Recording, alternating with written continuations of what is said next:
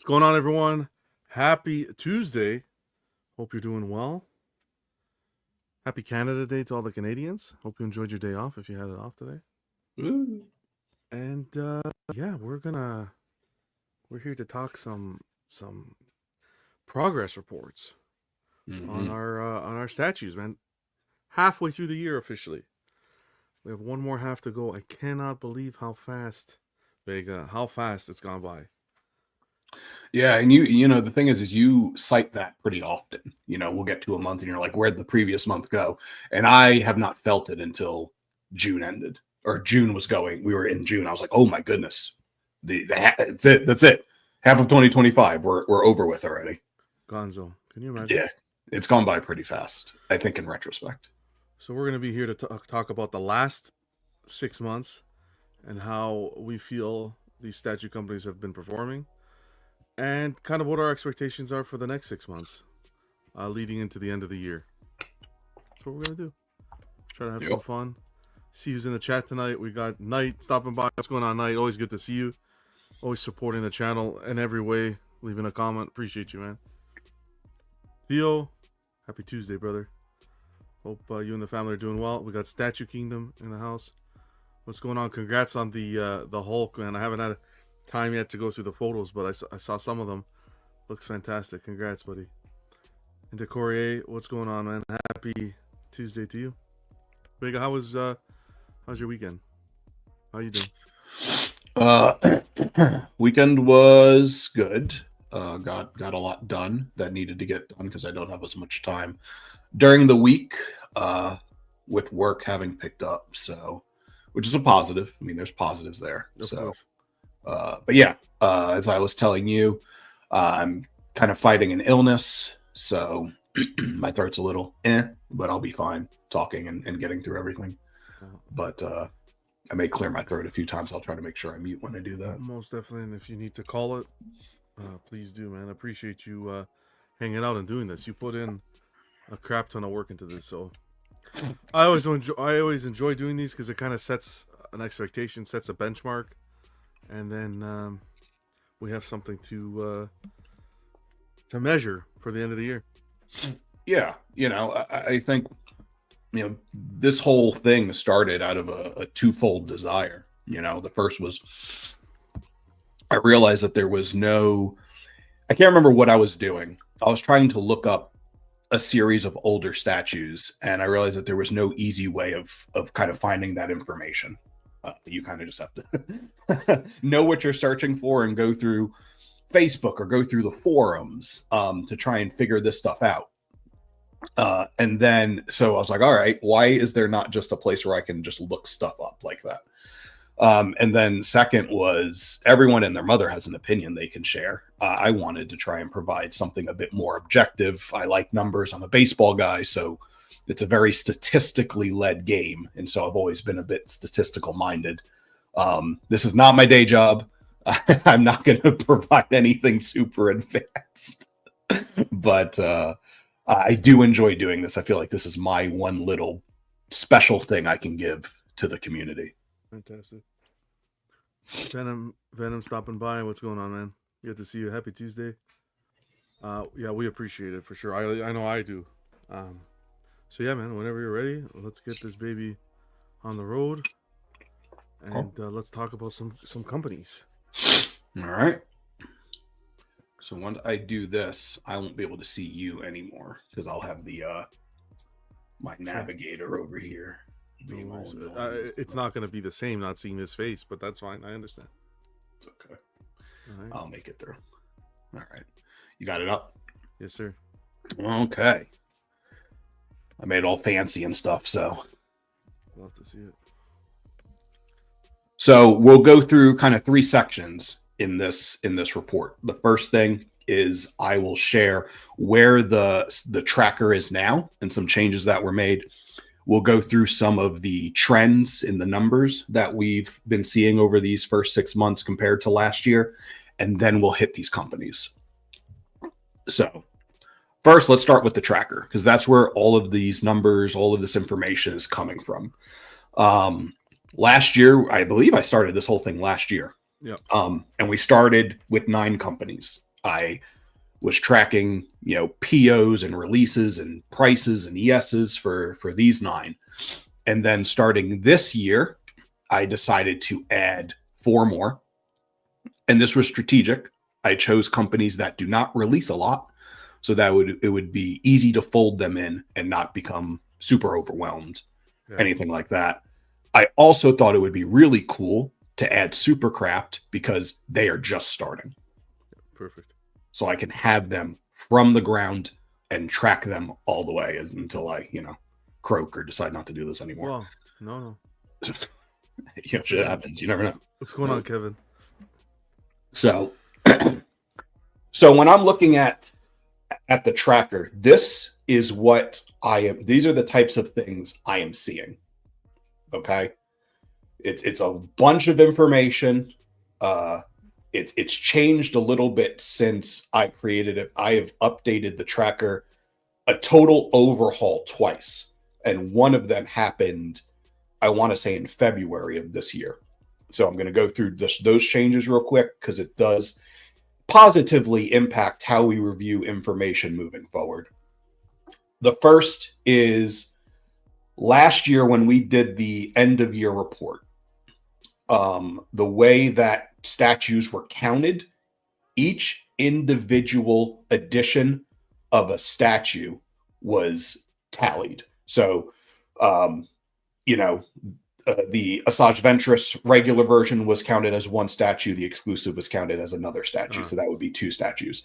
I have now updated it to where it will give me both numbers. It will give me Asajj Ventress premium format is a singular statue, and then there are 2 versions of it. Okay. Perfect. So when we go through the numbers, I won't have to explain, okay, look, we're counting everything. It'll be the way that people typically think of the statues. So I thought that would be really helpful instead of trying to clarify and make people think about it differently. I'll just keep it very standard for people. Fantastic. Second was I updated the scales. I think originally I had a 1/15th scale there because for some reason when I started this whole thing, there were a lot of 1/15ths. I changed it just to be a catch-all for anything that is sized smaller than 1/10. Those are far and few between. There aren't that many, so I did not feel like it was necessary to break all of those things down. And plus, you get some weird ones like 1/38 scale. So it really would end up at a point where like I'm going to have to put everything. It's just going to be a whole list of 1 to 1 to 1 to whatever. So I created a bit of a catch-all for those smaller scaled pieces. Changed some of the ranges for pricing just to better accommodate the trends that we are seeing now. I think that this $801 to $1,200 range is becoming really popular. And I think making adjustments here would allow us to see some of those trends that we're talking about seeing in terms of statue prices increasing. And the biggest change, and I think the most positive, is this entire column here. Starting this year, we are tracking both the month that the statues go up for pre-order so that we can get quarterly totals, but I am also starting to track the expected release dates for all of the statues so that once these things are distributed by companies, we can mark that 1, they have been, that order has been filled and it's reaching collectors' hands, and 2, we can note whether it was on time or not, since that has become a super big topic. Yeah, fantastic. So this is only for this year. I did not go back and put all of this stuff in for 2024, primarily because ain't got time for that. And 2, so many companies update those shipping times that I couldn't tell whether those were the original release dates or not. And then that would just skew everything. Exactly. That's a good point. Yeah. So that's fantastic. You actually put each date, release date, and everything. That's perfect. So you'll be able to go back and see, because you're right. Some companies don't update it right away, and then others they're on top of it right away. And then some they're not even consistent with it. Like PCS, for example. I know we're not talking about companies yet, but PCS would, with their website shenanigans, some pieces got updated shipping dates, and then others were still, BFE 2024. That's awesome. So yep. So those are the updates for that. As we go into the second half of the year, they thought it would be nice just to reflect on the first half and some of the things that were kind of hot topics in the community. First, a lot of these are John's favorite topics. He really enjoys arguing about these things. Love it. First is whether we should keep boxes or not. That's been a big thing. Yeah, that's not even a topic of conversation. That one. Which side are you on? You throw them out, right, John? Oh no. No. I'd sell them all before I threw them out. You think there's still a market for boxes like that? It'll come back. Yeah. Okay. Yeah. I think as more people throw them out, maybe. Yeah. Of course, we had all the tariff crap. I mean, we're still kind of in a conversation. Still going through that, yeah.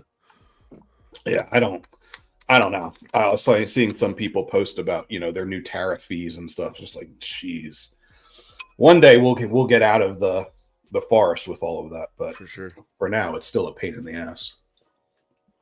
Shipping delays. I think this was the topic that prompted my desire to track release dates. Yeah. What's being delayed? What isn't? Which company is having the biggest issues? A lot of talk about variants. I feel like that's been a topic for the past 2 years. What do we expect for variants? When are we more accepting of variants? When do we hate variants? What exactly counts for a variant? When we'll have a whole section on variants later. XM Studios interview was big. I won't say too much about that at this point, but a lot of people said a lot of things. Company response and feedback. Just the various ways in which companies either search out or accept or deny feedback and how they use it. Could actually add Iron Studios to that list because they made an adjustment based on community feedback. We'll touch on that later. Prices, we talk about it all the time. We'll dive a little bit deeper into the pricing trends for this year. And then lastly was the exclusivity versus affordability. Which way is the community leaning? Do more people want it cheap no matter the ES, or does everyone want to be John? Well, I mean, right? I'm getting my face. You're not the only one. There are a lot of people who they want their collectibles to kind of hit that definition of having value. And I don't disagree with that myself. Mm-hmm. If you remember how I voted in that poll. So yep, I do. Okay. All right, let's get into the weeds. Here we go. All right, so we're going to go over statistics. We're going to go over pre-orders, edition sizes, pricing, scales, IPs, a little bit of everything. It's going to be more of a general overview. We're not going to dive super deep. Because we are just capturing 6 months of data, this will be more telling come the end of the year. So I don't want to dive in too much, but we will talk about what things are pacing for, what things are looking like, if everything continues the way it has been going. So let's start with pre-orders, okay? Last year, across the 9 companies that were tracked, we had 325 total pre-orders.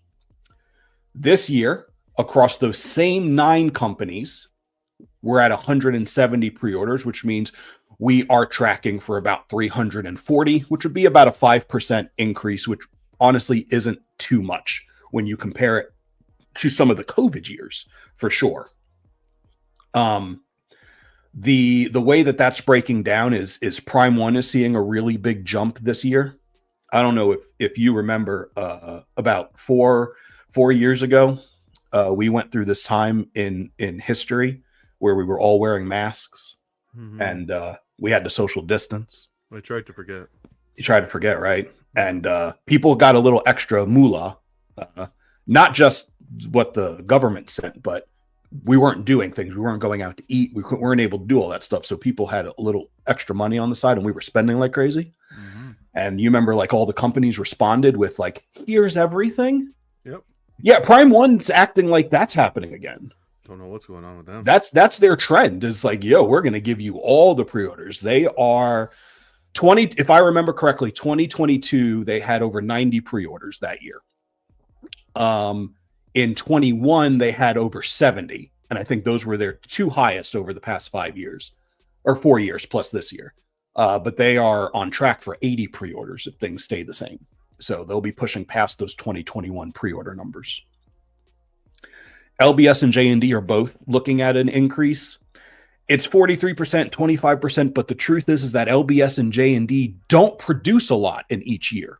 So, having 2 more pre-orders than last year could make these percentages look quite large. Right now, LBS and J&D, if they continue, they'll be about 10 pre-orders by the end of the year. And I think J&D last year, I think was like 7 or 8. So it's not big increases from them, but it is big increases from what they have been doing year after year, which I think is positive. I hope that means that things are going well for them. We'll see. Yeah, hopefully. We'll see. Biggest fallers, no surprise, XM hasn't put up any pre-orders. I think that's kind of what people were saying they should do. Yeah, don't put up anything. Yeah, don't do anything. Don't do anything. You have way too big of a backlog. And Supercraft hasn't put up anything yet, but they're still new. They're still fresh. We just got their recent announcement, so something should be coming soon. And we don't know what to expect of them, honestly. Yeah. Are they going to be like a 2 to 3 kind of statue a year type of company, and that's what they're going to do? Are they going to do other things other than statues? I don't know. I have no idea what to expect from them, really. Yeah, they're still very fresh. They're so fresh, which is, again, it's exciting to kind of be with them as they grow. But I don't know what to expect, and I don't know how to react to what they have done or the lack of what they've done, really. Queen Studios is, to me, the biggest surprise. They're disappeared. Yeah, they've really pulled back. They had that, was it last year when they had that big, they put out that video and they talked about trying to like rework some of their licenses and all of that? We were rework licenses, focus more on less about quantity, more about quality. Yeah. But they're gone. I think they're trending on what they want. I think they had mentioned like 5 pieces a year. So did they say that? I remember hearing something like that. Yeah. Okay. Okay. Well, then they're doing it. Product has been. I guess we'll talk more about it when we get to them. But releases have been positive. What they have put out. So. Mm-hmm. But yeah, compared to where they were, most definitely. And then they have in-art they're worrying about too, right? So. Yeah. We see that shift of these companies, including a figure line or right. some other avenue of collectible, and that's where they seem to put a bit more focus. And I'm wondering if there's just better money in that area, maybe less risk, which is what has me a little concerned when it comes to another company introducing some new collectible types. Cypher saying, hasn't it been their trend with Queen Studios? They show their pre-orders at one go around in September. Problem is they do that show in September, but stuff hasn't gone up for pre-order. The Joker, the Batman, the Lord of the Rings. I don't know if the what's his name went. I know the Gandalf hasn't gone up. Right. But yeah, they showed a bunch of stuff last year. Not that much. Transformers. Yeah, nothing. So I mean, if they kept that trend, things would be fine. If we can expect that September reveal and then we start seeing the drops, but we're not seeing the drops. We're not seeing the drops yet. It's been 6 months. Queen has 2 pre-orders. Yeah. And then PCS. PCS has cut their pre-orders in half thus far. Big time, yeah. Pretty much. Smart. I think that was a smart move. Yeah. I think it's giving them time to... I mean, last year was such an incremental growth. It was wild to see how many pre-orders they put up comparatively since Ant took over, and it transitioned from Pop Culture Shock to Premium Collectibles Studio. So I think this is a positive move on their part.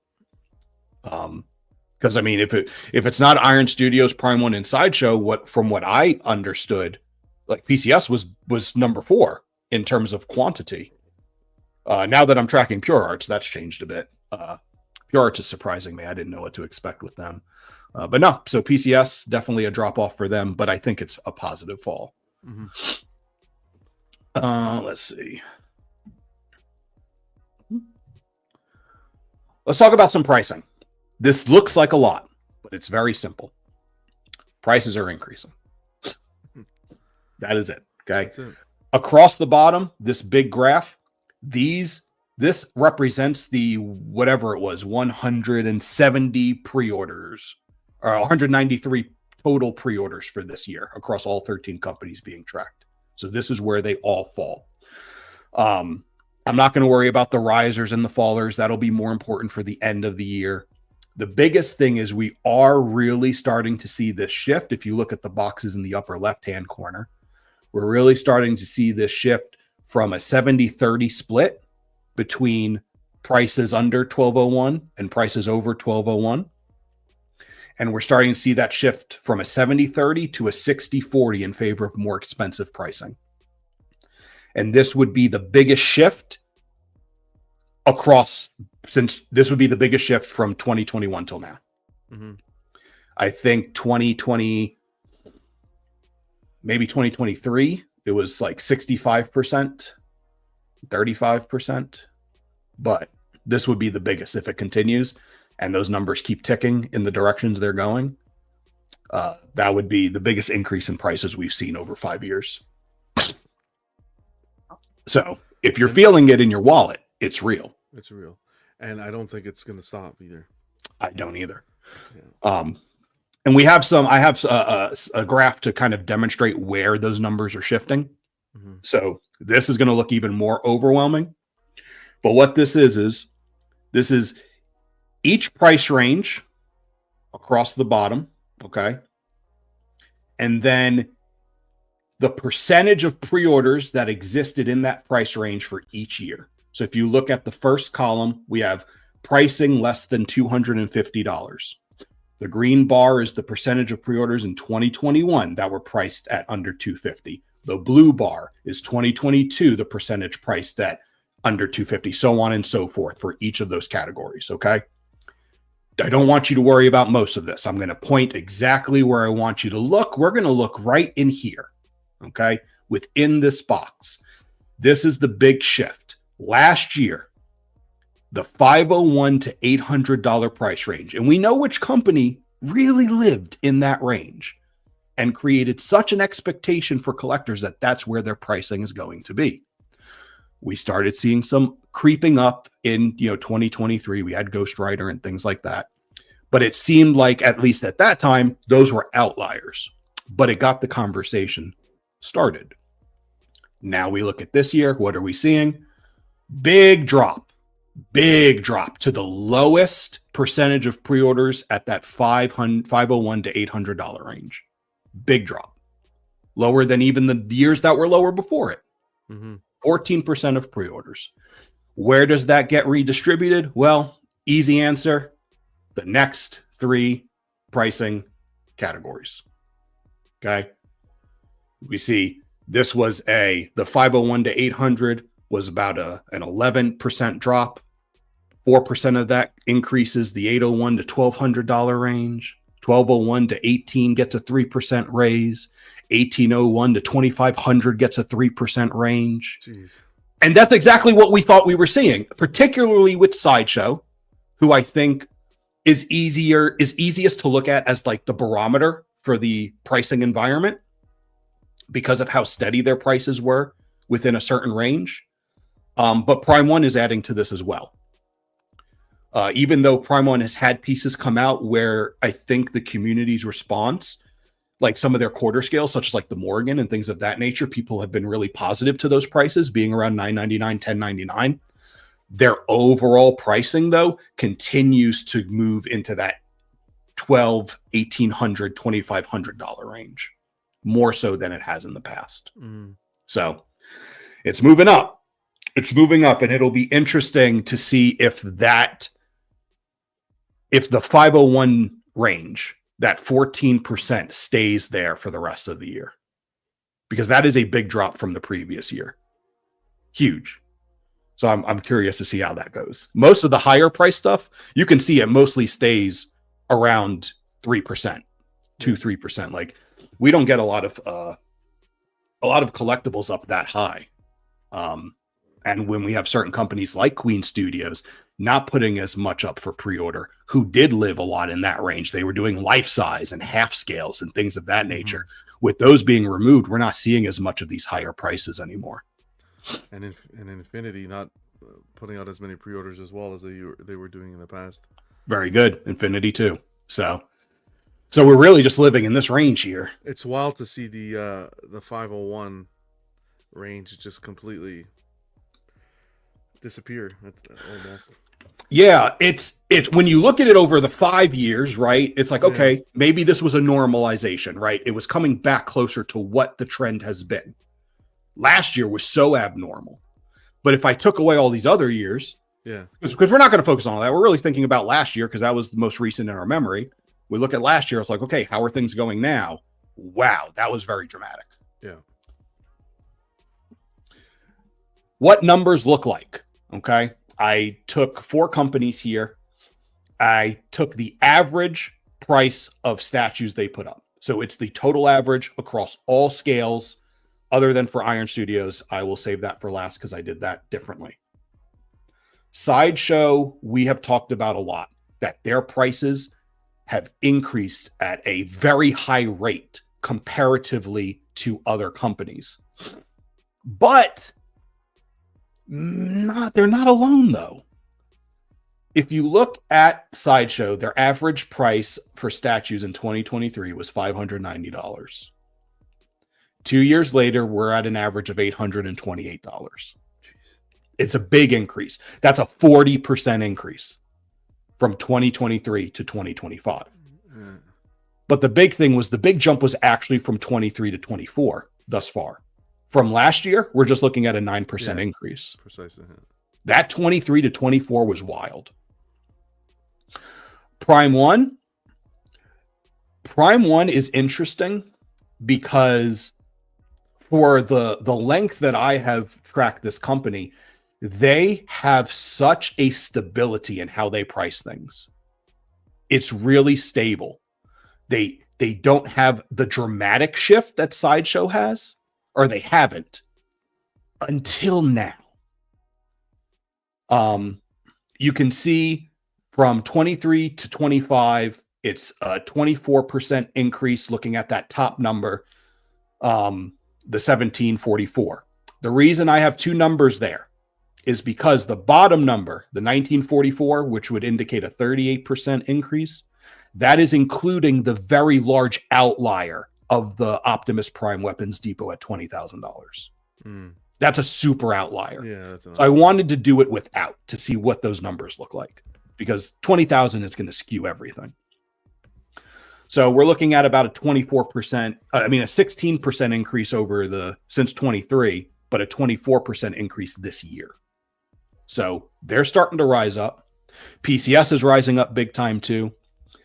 You can see, I don't even have to look at the percentages. Yeah. Look at 2023 and look at 2025. Now, a lot of things can impact these numbers. PCS puts out a variety of scales. If they're putting out more third scale pieces than they did the previous years, that's going to skew those numbers, right? Because third scale is naturally going to cost more. So with Iron Studios, they are so inconsistent with putting up quarter scales. I don't remember the last time I think they put out a third scale last year or this year. The what's his name? Skeletor on the throne. I think that's a third scale. Maybe. But they're so inconsistent with their larger scales. I only took their 10 scale pieces and I just averaged those prices out. Only 1/10. Okay. Yep. Just the 1/10. So I can control as much of the variable as I can. And from 23 to 25, we're actually seeing a decrease in the average price. Well. But from last year to this year, we're seeing an increase. And that's because they had a large decrease for some reason from 23 to 24. So it's kind of creeping back to what is probably more to be expected. Similar to Prime One. They were high in 23. They kind of went down average-wise in 24, and now they're coming back up. So for those who are like, Iron Studios has only been creeping up. Not really. Not necessarily. They are more expensive than they have been, but it's not as bad, I think, as people make it out to be, but they put out a bit more of those. I think, to be honest, those Disney statues throw everything off. They throw it off. And is this is so going to be expensive. the amount of pre-orders that each company puts will have a weight to it as well, right? Yes. Yeah. The less pre-orders they put out, the more weight each number adds. Exactly. Yeah. Right? With Iron Studios, we're looking at like 70 plus 70, pre-orders. Right? With PCS, we're looking at 14 this year. Yeah. Right? With Prime One, we're looking at a lot. With Yeah. Sideshow, we're looking at like 25. So, but It makes a difference. But you can see the trajectory of where just the price just is going. right, just within the company. Within the company, yeah. Just within the company. Yeah. Comparing the companies not as meaningful, I don't think. Yeah. But when you compare the company to themselves a year ago, I think you have a bit more power there. For sure. IPs, we're not going to stay long on this. Big thing, anime, up. Star Wars, up. Gaming. Game, up. And gaming is up without me. That's without including Pure Arts, because I wasn't tracking them last year. So it did not make sense to include them. So, but gaming is up, anime's up, Star Wars is up. The biggest down. Yeah, so comic is big, and here's the thing though. Comic does not include Marvel or DC. Those are their own separate categories. Okay, so comic is anything else that is comic based, not Marvel or DC. But it's such a small number that 250% really just means, like last year they had, they had 4, and this year they're going to have maybe 7. 14 or a little bit, right? So that'd be like a Sideshow La Muerta teaming up Yes. with Coffin Comics, yeah. Yes, things like that. When they do TMNT statues that are comic based. Even Marvel and DC though, they seem low. Marvel, DC. DC's a big low, so DC's in the faller. That's the biggest one I wanted to point out. Yep. On the totality, seeing a 38% decrease in DC IP thus far in the pre-orders this year. Prime One, big drop. Last year, 28% of their pre-orders were DC based. This year, so far, it's been 5%. Wow, because it's been the two Superman statues that are just a variant of each other. Yeah. That's it thus far until you get the Throne and Hush Catwoman. Did they announce another one during the thing? DC, no, just those two until we get Riddler and Freeze. So Prime One is the biggest culprit here. Yeah, for sure. But we also have companies that are picking up that slack, but not to the numbers that Prime One had. Exactly. With LBS doing stuff. Movie and TV 55, that's around, is that average from what we were getting last year? About, yeah. Okay. Yeah. And I guess movie and TV has been big. Star Wars is getting picked up by obviously like Sideshow. You got Sideshow PCS. You got Blitzway. Getting a lot of love from everywhere. Yeah. And so we're going to look at some of these popular IPs here. People always say, we're tired of Batman. We're tired of Wolverine. Give us other things. Well, X-Men going down. Down zone. Big pacing for a big drop. Which actually is kind of consistent. X-Men tends to fluctuate over the years. You get a bunch of X-Men pre-orders, and a lot of it is determined by how much Sideshow decides to do. We'll get a bunch of X-Men, then all of a sudden we get 1 or 2 X-Men. Then we'll get a bunch of X-Men, we'll have 1 or 2 X-Men. Batman, big drop. All right, last year we had 37 DC pre-orders. This year we're looking at 20 thus far. Wow. If it continues the pace. We're at 10 right now. Spider-Man is even. But it's all pretty much Iron Studios. Yeah. You're not getting those large-scale Spider-Man statues thus far. So while it's pacing for the same number, it's not pacing in scale at all. Star Wars, through the roof. I mean, Sideshow's had such a comeback with the Star Wars license. Stanley says you're sad about X-Men dropping. I mean, yeah, of course. But at the same time, I am a part of that voice at times that says I want new things. Change it up, yeah. I can't have both. I can't keep getting the same shit and then ask for new things. I got to have one or the other. And for right now, I'm okay seeing some trends. Again, between now and December, this could all change. Yeah.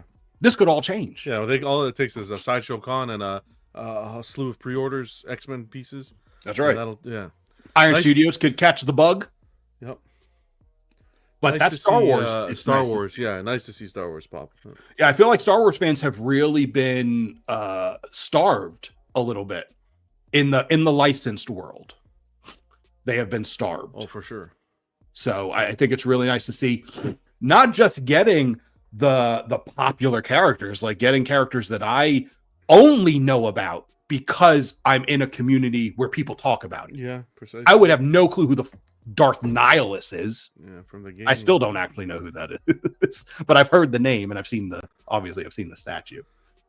Cad Bane, I wouldn't know who that was if it wasn't. Well, I mean, I saw that he was on the Mandalorian show thing, but other than that, I wouldn't have known who he is as a non-Star Wars fan. Mm-hmm. So it's nice to see some of these characters that aren't some of the captains, like the different variants too, and all that. Yeah, that's good. So yeah, we're getting a shakeup. You know, every year someone's going to get screwed. There's that's just how it is. It is. Yeah. And this year, it's not Star Wars fans. So tip the hat to you guys. Good luck. There you go, Slifer. It's all you. Yeah. Scales, not going to spend really any time on this. I think this will be more telling at the end of the year. Just quarter scale is about the same. That's the most popular scale, really. Iron Studios is pretty much the only person producing the 10 scale stuff. That's why that number is so high, because Iron Studios puts out a lot. I have tracked absolutely no half scale statues from the companies that I'm tracking. That's where I see that loss of like Queen Studios and Infinity Studios. Just nothing. Just nothing. Not seeing as much fifth scale. Seeing a very slight decrease in the very low number of life-size statues we get anyway. And some of those life-size statues, it's hard because, like Prime 1, for example, they put out that Evangelion bust and the Gypsy Danger and the Crimson Red, and they label those as life-size busts, but they are identified as non-scale because they are not actually life-size to what they are. They're human-sized. Yeah. So, get the little like Queen and the Optimus, or Queen and the Optimus. Yes, right. It's a human-size Optimus. It's not a life-size. So top, what you'd expect: 1/10, 1/4, and 1/3 of the top scales, really. Yeah, yeah. And I'm actually expecting that, and I don't. The numbers aren't indicating this, but I am thinking that third scale may not be a much of a riser by year's end. Third scale has been trending down for years. Downwards. Yeah. And I think it might just cut even at best, but we'll see. We'll see. Edition sizes, honestly, it's not as bad as people think, or hold on, not as good as people think who like low edition sizes. Yeah. To be honest, the 2025 edition sizes and even like the 2024 edition sizes, they're not as impactful to analyze because certain companies take forever to update their edition sizes or just never do. There are still statues from PCS that on their website or on other sites that are selling it, like Sideshow or Big Bad Toy Store, the edition sizes were never updated. Yeah. Prime 1 takes their sweet ass time.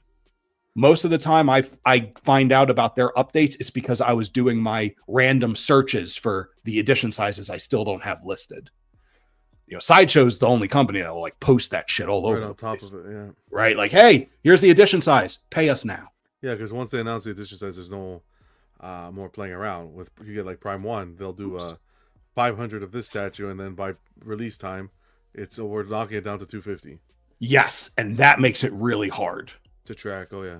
because they don't always, and they don't announce that stuff either. Exactly. It's happenstance that I come across those changes.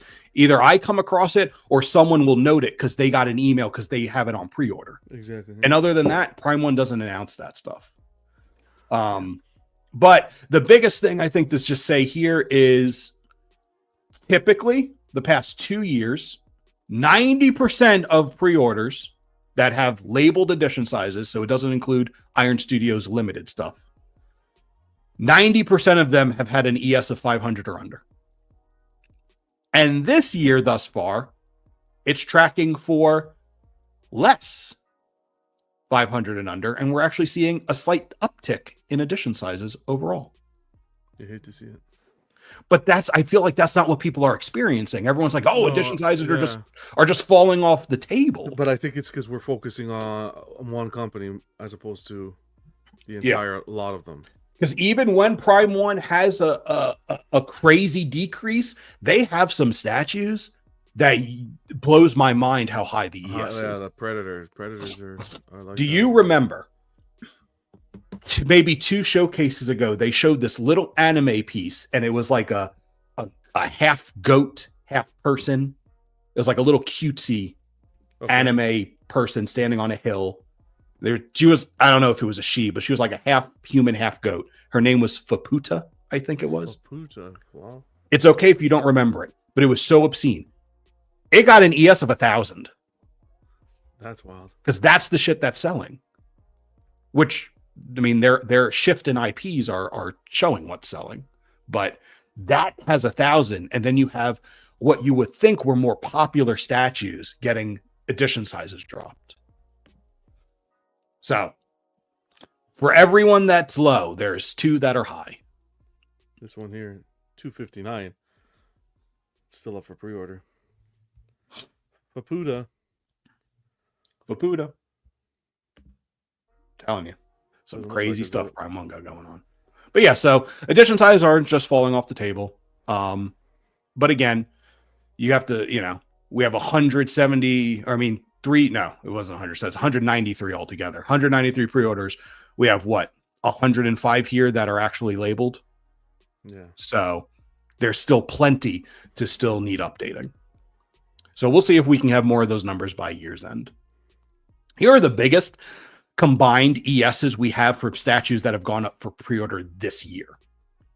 Okay. So these are combined. So I did not. So, like with the Wolf Predator, we only have the Deluxe Ultimate Bone, whatever their super version is. Yeah. Everything else is still TBA, but it's still up there with just that one version. But look at the IPs. Gaming. Gaming owns those top ones. Then you get Comic, Slutty Cat Girl, Comic, fucking Predator. Like, that's Movie. super popular. Comic. Yeah.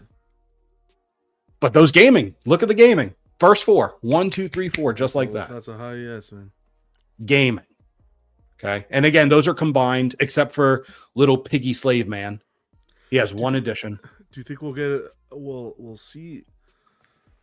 I don't know. Something to look at by next year is an oversaturation then in gaming pieces. I feel like it's going to be a vicious circle that you can never run around from. That you're going to go in waves of just oversaturation of a certain area, anime or comic or whatnot, and then they revert to the other way, and it's just going to be nonstop like that. I don't know. I think common sense would say that because we've seen that happen with comic statues. Mm-hmm. I am not privy enough to understand what the gaming statue market is like. I don't know. I barely see those guys existing. Yeah. But apparently they buy in shit. They're buying. Right? I mean, really, amongst our crew, the only one I really know is like really into the gaming stuff is Jerry. Yeah. Other than that, I don't know these guys exist. I assume they have their own special groups that they're hiding out in somewhere. Yep. So maybe. Again, I don't have numbers from I don't have any other numbers for Pure Arts other than this year because I just started with them. So I don't know if this is what they're normally like. But we're seeing companies like Prime One really shift towards gaming and anime stuff. So maybe that is just where the market is today. And maybe there will be a course correction in a year or two, and they have to go back the other way. Who knows? We'll have to see more of those yearly trends to determine that. All right, let's go into the company releases. So these are companies actually delivering things to you, not just pre-orders. I think this has been a big topic. The next slide, we're not going to spend really any time on. I'm kind of just going to breeze past this, and we'll go into some more specific numbers. Don't worry about this. We'll go over this at the end of the year. So, releases and pre-orders. Okay. Column 1, you have how many statues the companies have released to collectors thus far this year. The next column is you have how many statues they have put up for pre-order this year. And then you have the difference. In a perfect world, you'd have a difference of 0. You would be releasing just as much as you're putting up for pre-order. If you're in the negative, you're putting up more for pre-order than you are releasing. And if you're in the positive, you're releasing more than you are putting up for pre-order. The truth is not anybody who's putting up more releases than pre-orders aren't really putting much up for pre-order at all, or aren't putting up much for pre-order at all. Mm-hmm. Right? XM Studios, they've only released this year. Queen Studios has barely put up anything for pre-order. Infinity Studios barely put up anything for pre-order. So typically you expect to see negatives. You tend to see companies put up more pre-orders than releases. So who's doing terribly at this? Well, to be honest, no one's doing exceptionally terrible. And I say it because of this. Well, Pure Arts isn't doing great, but I have a preface for that. Iron Studios has put up 19 more pre-orders than they have released. But look at those numbers. Yeah. Look at those numbers. Right. 19 is a small discrepancy when you have numbers like that. Yeah. Like, sheesh. Good job. 52 releases is very good. Yeah. Yeah. And they have more on the way. Yep. They have more that they just revealed should be released soon and in stock soon. During the turnaround time is fantastic with them. It is. Yeah. It is. Pure Arts. So Pure Arts has put up a lot of pre-orders. I have not seen them release anything in hand this year. I preface this with 1, I'm still new to tracking them. I absolutely could have missed something. 2, they have 7 or 8 statues that should be in collectors' hands within the next 2 months based on their second to last live stream they did. So that number should change quickly. Prime One, that's kind of been a big point of discussion. It feels like, is Prime One releasing statues? They are absolutely releasing statues. They still have a hell of a backlog. We'll go into that in the next slide. Their ratio is a little off. I would prefer to see companies under 10. They're not that far off. Mm-hmm. And they're actually on pace to release much more than they did last year, which I think is a positive. Sideshow's pretty close. Who's perfect? The only one that really doing it well is PCS. They've released 14 statues. They put 14 up for pre-order. Yeah. It's evened. Right on the money. They still have some things that are late. They still have a backlog themselves, but they're not digging a bigger hole with the amount of pre-orders they were putting up last year. To me, that is important, that they're not just flooding their own market. We'll see if that continues. Prime One typically does not release the amount of statues that they're on pace for. I expect that to be lower. Sideshow, I don't think they'll get to 40, the pace they're on now. I don't think they'll get to 40 releases, but they might. Last year, they got to 47. Yeah. It was interesting that Sideshow and Prime One I had tracked for the same amount of releases last year. That's wild. So yeah, guys can take a gander at that. You can pause this video and look at this and see whether the company you hate is doing bad things or not.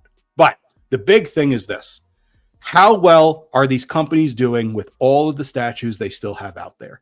So the next graphic is going to be a chart. And this chart is going to show the number of pre-orders that these companies have delivered on each year. It's going to show the percentage of pre-orders they have delivered on for that year. And it's going to show the year-over-year accumulation of how many of their pre-orders they are delivering on. And they're going to have boxes to demonstrate who's doing well and who's falling behind. So, if you look at this graph, you'll see 3 columns except in 2021. And that's because the third column is a year-over-year accumulation, and I started in 2021. So it's not going to have a year-over-year yet. So again, what you'll see is column 1 is the number of pre-orders from that year they delivered, what percentage that number is of their total pre-orders for that year, and then the year-over-year accumulation. Okay? 3 companies have delivered on all of their pre-orders through 2023. 3. Sideshow, Iron Studios, and J&D. That's it. Mm-hmm. If you really want to look and see who's doing the best job, it's Sideshow and no one's touching them. Yeah. Sideshow has already released, if you look in that 2024 column, Sideshow's already released 90.48% of their pre-orders from 2024. They have 3 left. That's Beast, fantastic. Bishop, which we've already gotten out of the boxes for both of them, Yep. and that stupid Peacemaker statue. With the Vampire's Lust going up in stock today, it knocked that one off. Yep. They have 3 left, and they will have met all their pre-orders through 2024. They're doing very good. Yep. They are the best of the best when it comes to that. Iron Studios is behind them, not right behind them, but behind them. But they put out a lot of statues, so you got to give them that. Yeah. They're about halfway through their 2024 allotment, so that's pretty damn good. And then J&D is J&D. They've kind of hit the slow and steady pace. As long as they keep hitting that quality, it looks like their time frames aren't getting screwed up at all. So good. Who's struggling? Well, it's XM. Did I really need to say that? Of course, yeah. XM hasn't delivered all of their pre-orders yet from 2021. From that, yeah. They have no red box That's crazy. because they have not released all of their pre-orders from any of these years. But that's expected, yeah. And that's the 2 Godzilla statues from 2021. That's what's holding them up. Everybody else has delivered through 2022. Everybody. The next 2 best companies, who's reaching 2023 next? It's PCS and Queen Studios. That's who's next. And then after that, it's Prime One. They're a little bit more behind though.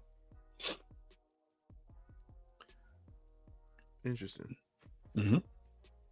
Very interesting. So that's where things are at. That's crazy So, to see. most of these companies have not delivered everything from 2023. And we're in 2025. That's not good. So that's what it is. So when we want to pick on one company, shit, we might as well pick on most of them. All of them. Because they all now, of course, some of these pre-orders may have gone up end of year 2023. So it makes a little bit more understandable that we're halfway through 2025. So maybe not as much, but It's still a year and a half to get a statue, man. well, I think that's an interesting topic at some point is certain companies have delivered on their ability to meet their turnaround times. Some companies have stated that they are going to get better with their turnaround times. I'll be interested to see. We'll probably be able to capture more of that next year as pre-orders from this year are going up. But I am wondering, is there a point where the turnaround time, well, I think it already is. I think turnaround time is already impacting a company's ability to secure pre-orders. I think that For sure. yeah. For sure. I don't know. I have trouble foreseeing it ever getting to the point of impacting people just buying the statue, period. Like, if Prime One puts up a DC piece and it's like, okay, it's slated for, 14, 16 months out. I'm not going to put any money towards that. For sure. I'll just wait. Nothing sells out. For sure. The only thing that could impact that really is you lose interest in it. Your direction changes. Another company puts something out that you want. Another company puts out a similar piece or that character that you want instead, and you're cool getting because you're going to get it sooner. So having these large turnaround times puts a lot of uncontrollable variables in play, and you could easily be losing those orders. Especially with the amount of competition that's out there from all these companies, tackling similar IPs, similar characters. That Michelle Pfeiffer Catwoman, look how many companies took a crack at that. Yep. For and me, for me, most improvement that I've seen on this was Sideshow, or I feel like Sideshow's the company that's most improved. And I wonder if when they put something up for pre-order, are they at a different stage already in production that allows them to do that? Yeah, I think that's interesting because we've gotten production samples at pre-order time. At pre-order, right? We weren't seeing the special, super awesome painted, master painted prototype. Precisely. Yeah. We were seeing Vampires Lost. Sin, I think Mr. Sin was one. Sin, Weapon X was. Yeah. I think MODOK was. So that has been, from my understanding, that's been a recent development for Sideshow. Yeah, and I think that's really what's helping them by doing that and that quick turnaround. Yeah. I always say, like, from a business standpoint, the more time you give the collector to think, the worse it's going to be for you. Yeah. Yeah. Oh, yeah, sure. You have, as much as you like it or don't like it, this is the type of model that preys on FOMO. Yep. That's just how it is. Yep. Like it or not. And, when we're looking at how Sideshow may be doing that, I can't remember at what point in time PCS verbalized that they are trying. Oh, it was during the around the Stay Puft Marshmallow Man pre-order. Mm-hmm. They talked about trying to already be in early production when pre-orders go up. We won't be able to tell whether that happened until next year when the pre-orders going up this year are supposed to be released. Precisely. That's when we will be able to tell, okay, yeah, there is an improvement. There is a shift.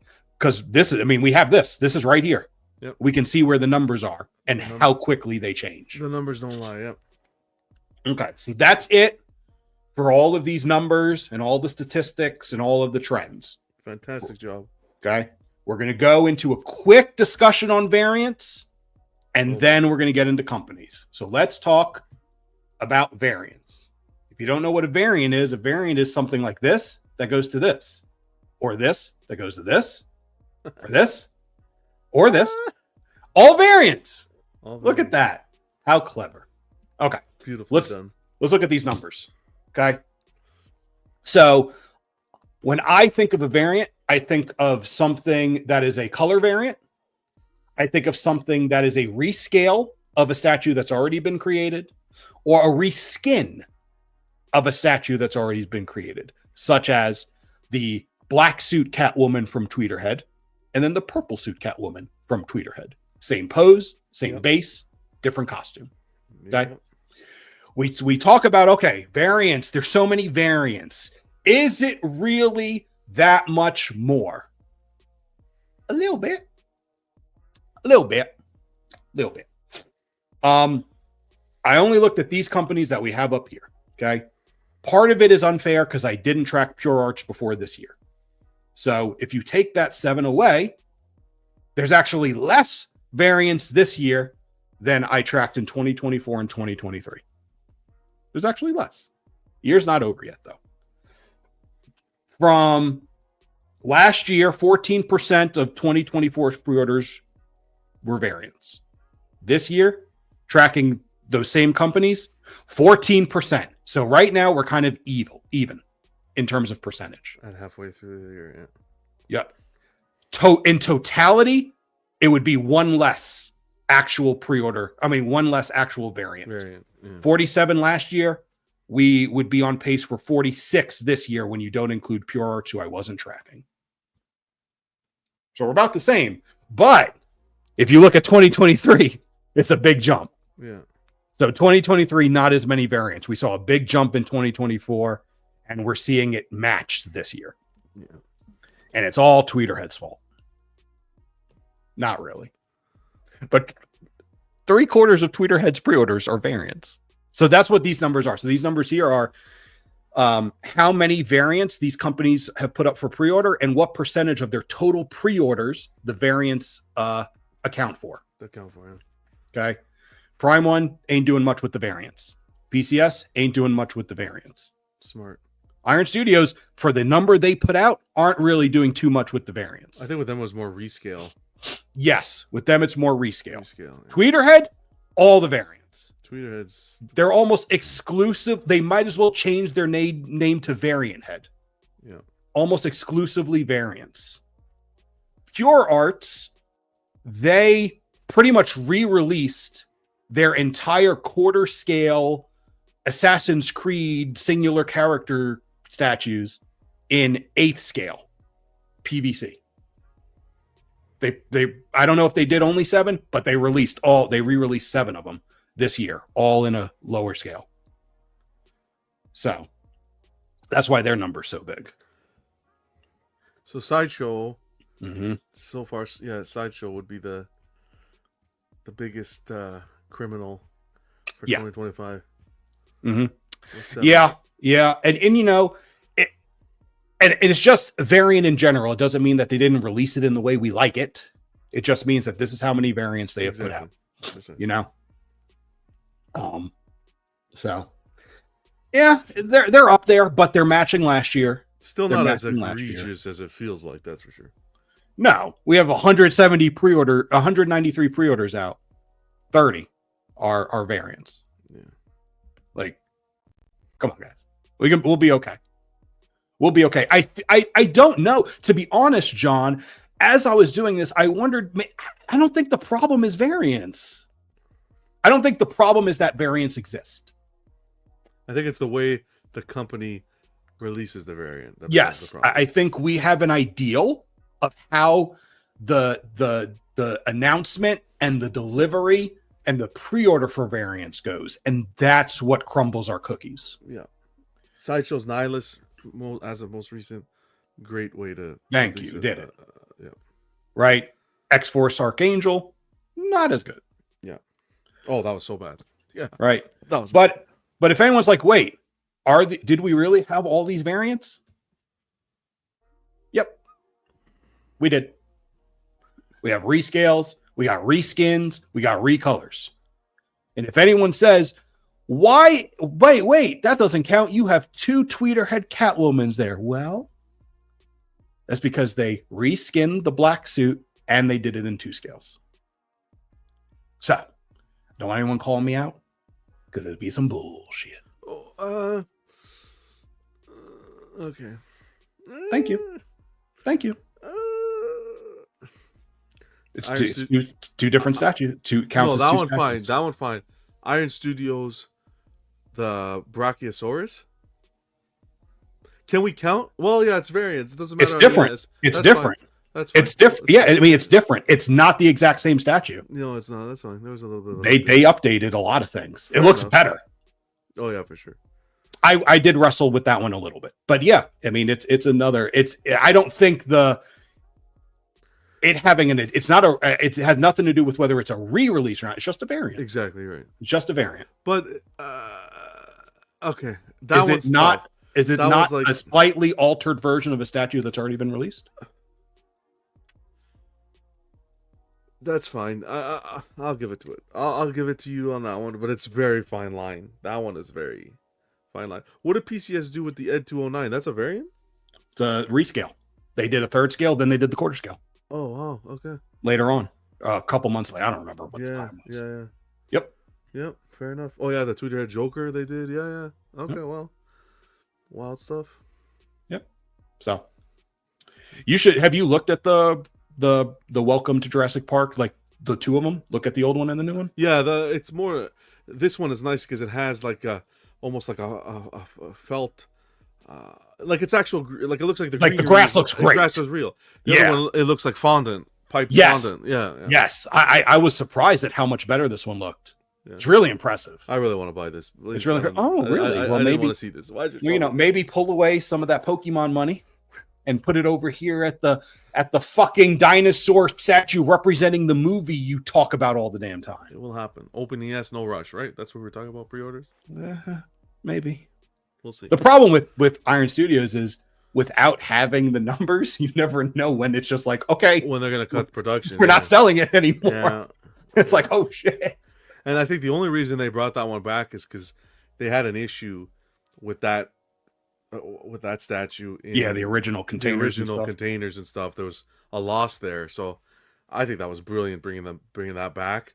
Yeah. And I'm not a big, I'm not a big reissue or variant guy, but in this case, it's an open ES, so you already have that in the back of your mind that that's an expectation that can happen. Yeah, So- and I think they explicitly mentioned that a lot of the collectors in Brazil, which is the country they're based out of, weren't able to purchase that. Yeah. Specifically, like them, they were not able to. And I feel like they mentioned that as well when they rescaled Hawkman. Okay.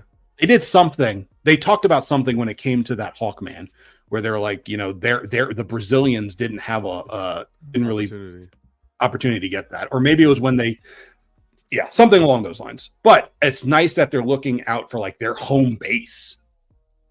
I think that's kind of 100%. admirable. Yeah. Doesn't impact me, but it's admirable. Yeah. Now that cuts it off. Now we're done. We're done with numbers. We're done with all that. Now we're going to talk about these damn companies. Okay. So Put your in seatbelts looking on. and looking at how we talk about this stuff, we do have a grading criteria. I don't necessarily, I know we haven't really talked about whether we're going to break all of our grades down, whether we'll just give one big one for this mid-year. I'm sure at the end of the year it'll be a bit more detailed, but I figured at least talk about the things that we would keep into consideration when it comes to grading and evaluating these companies. Okay. So I have 6 criteria. The first is the state of pre-orders.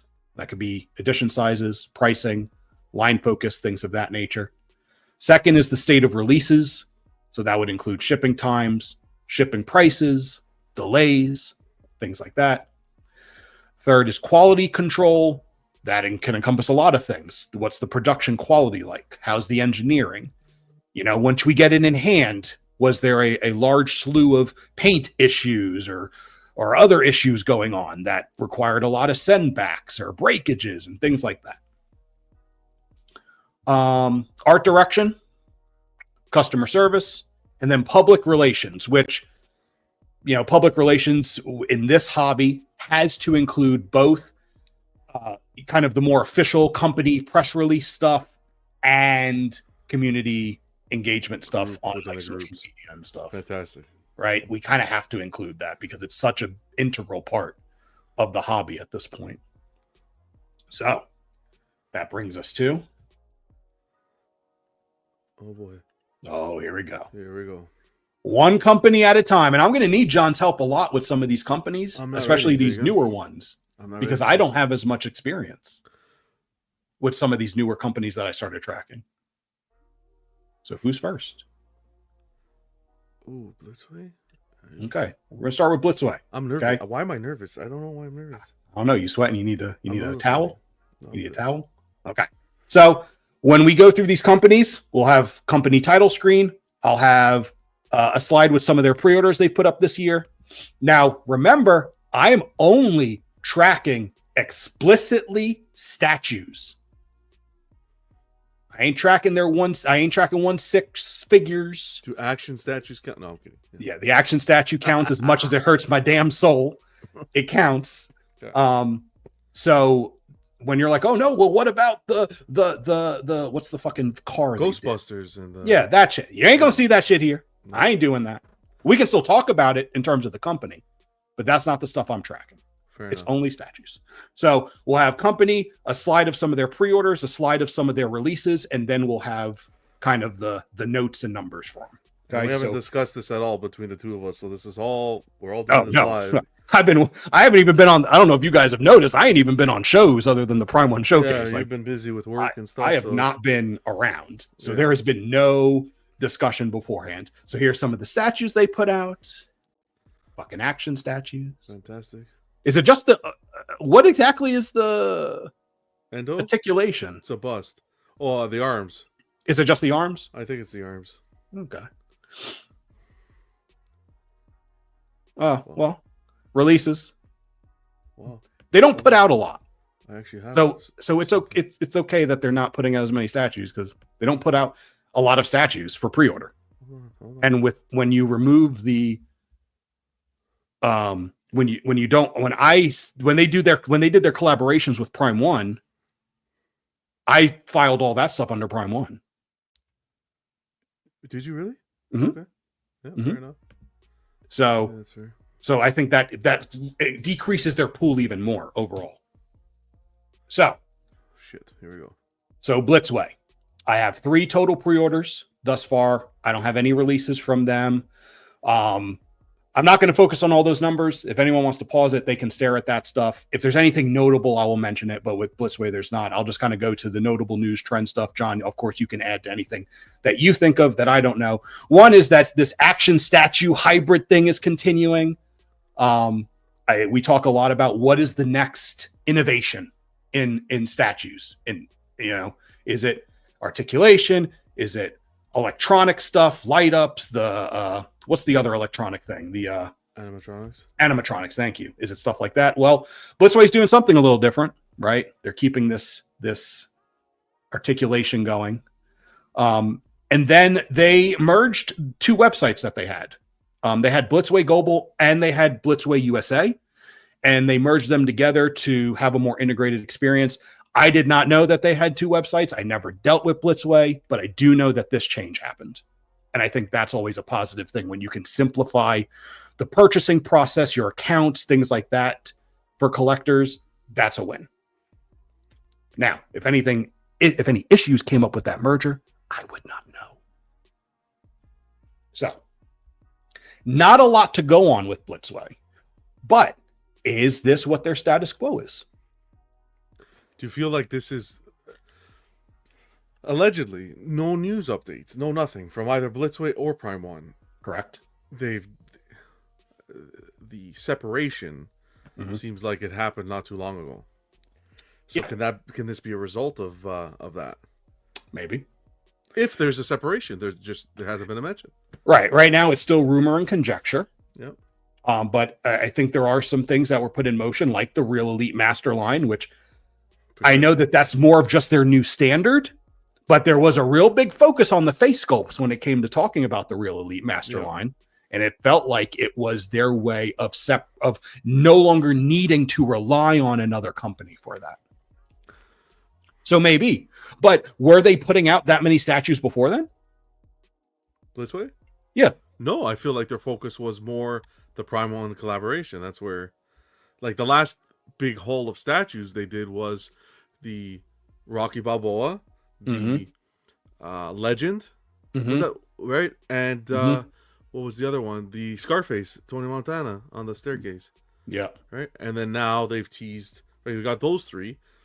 Now they've teased the Obi-Wan, you got the Anakin, and they're working on a few other Star Wars pieces. Yeah. So this is a much smaller company in regards to the statue focus. Correct. Because at the same time, they balance the 1/6, which we don't Right. follow. So I feel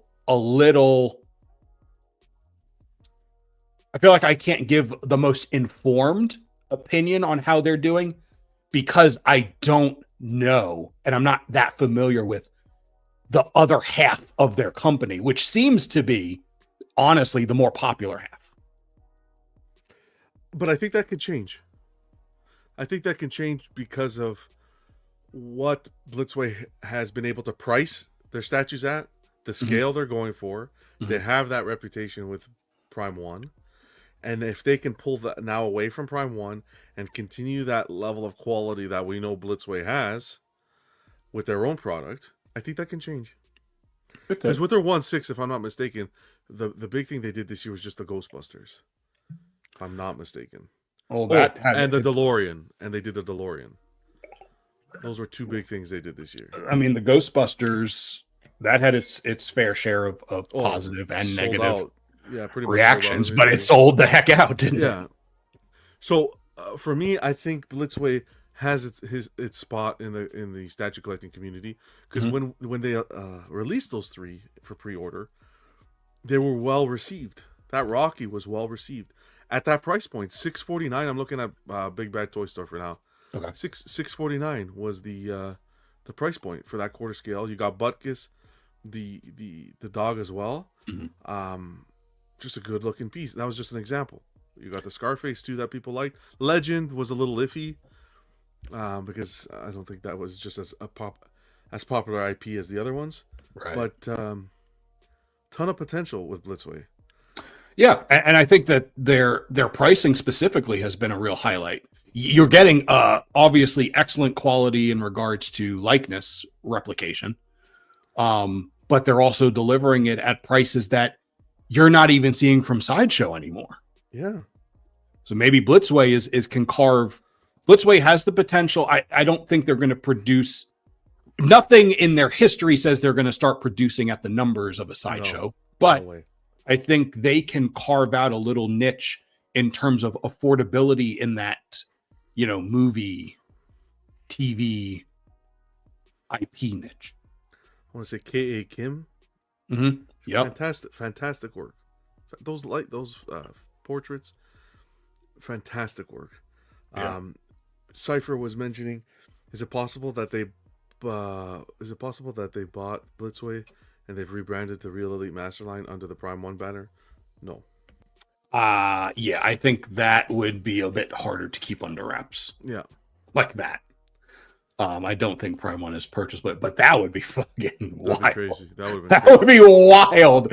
I didn't even think of that. No, I don't think that would be something they would have announced immediately because that's a big thing, right? That's a big. Yes.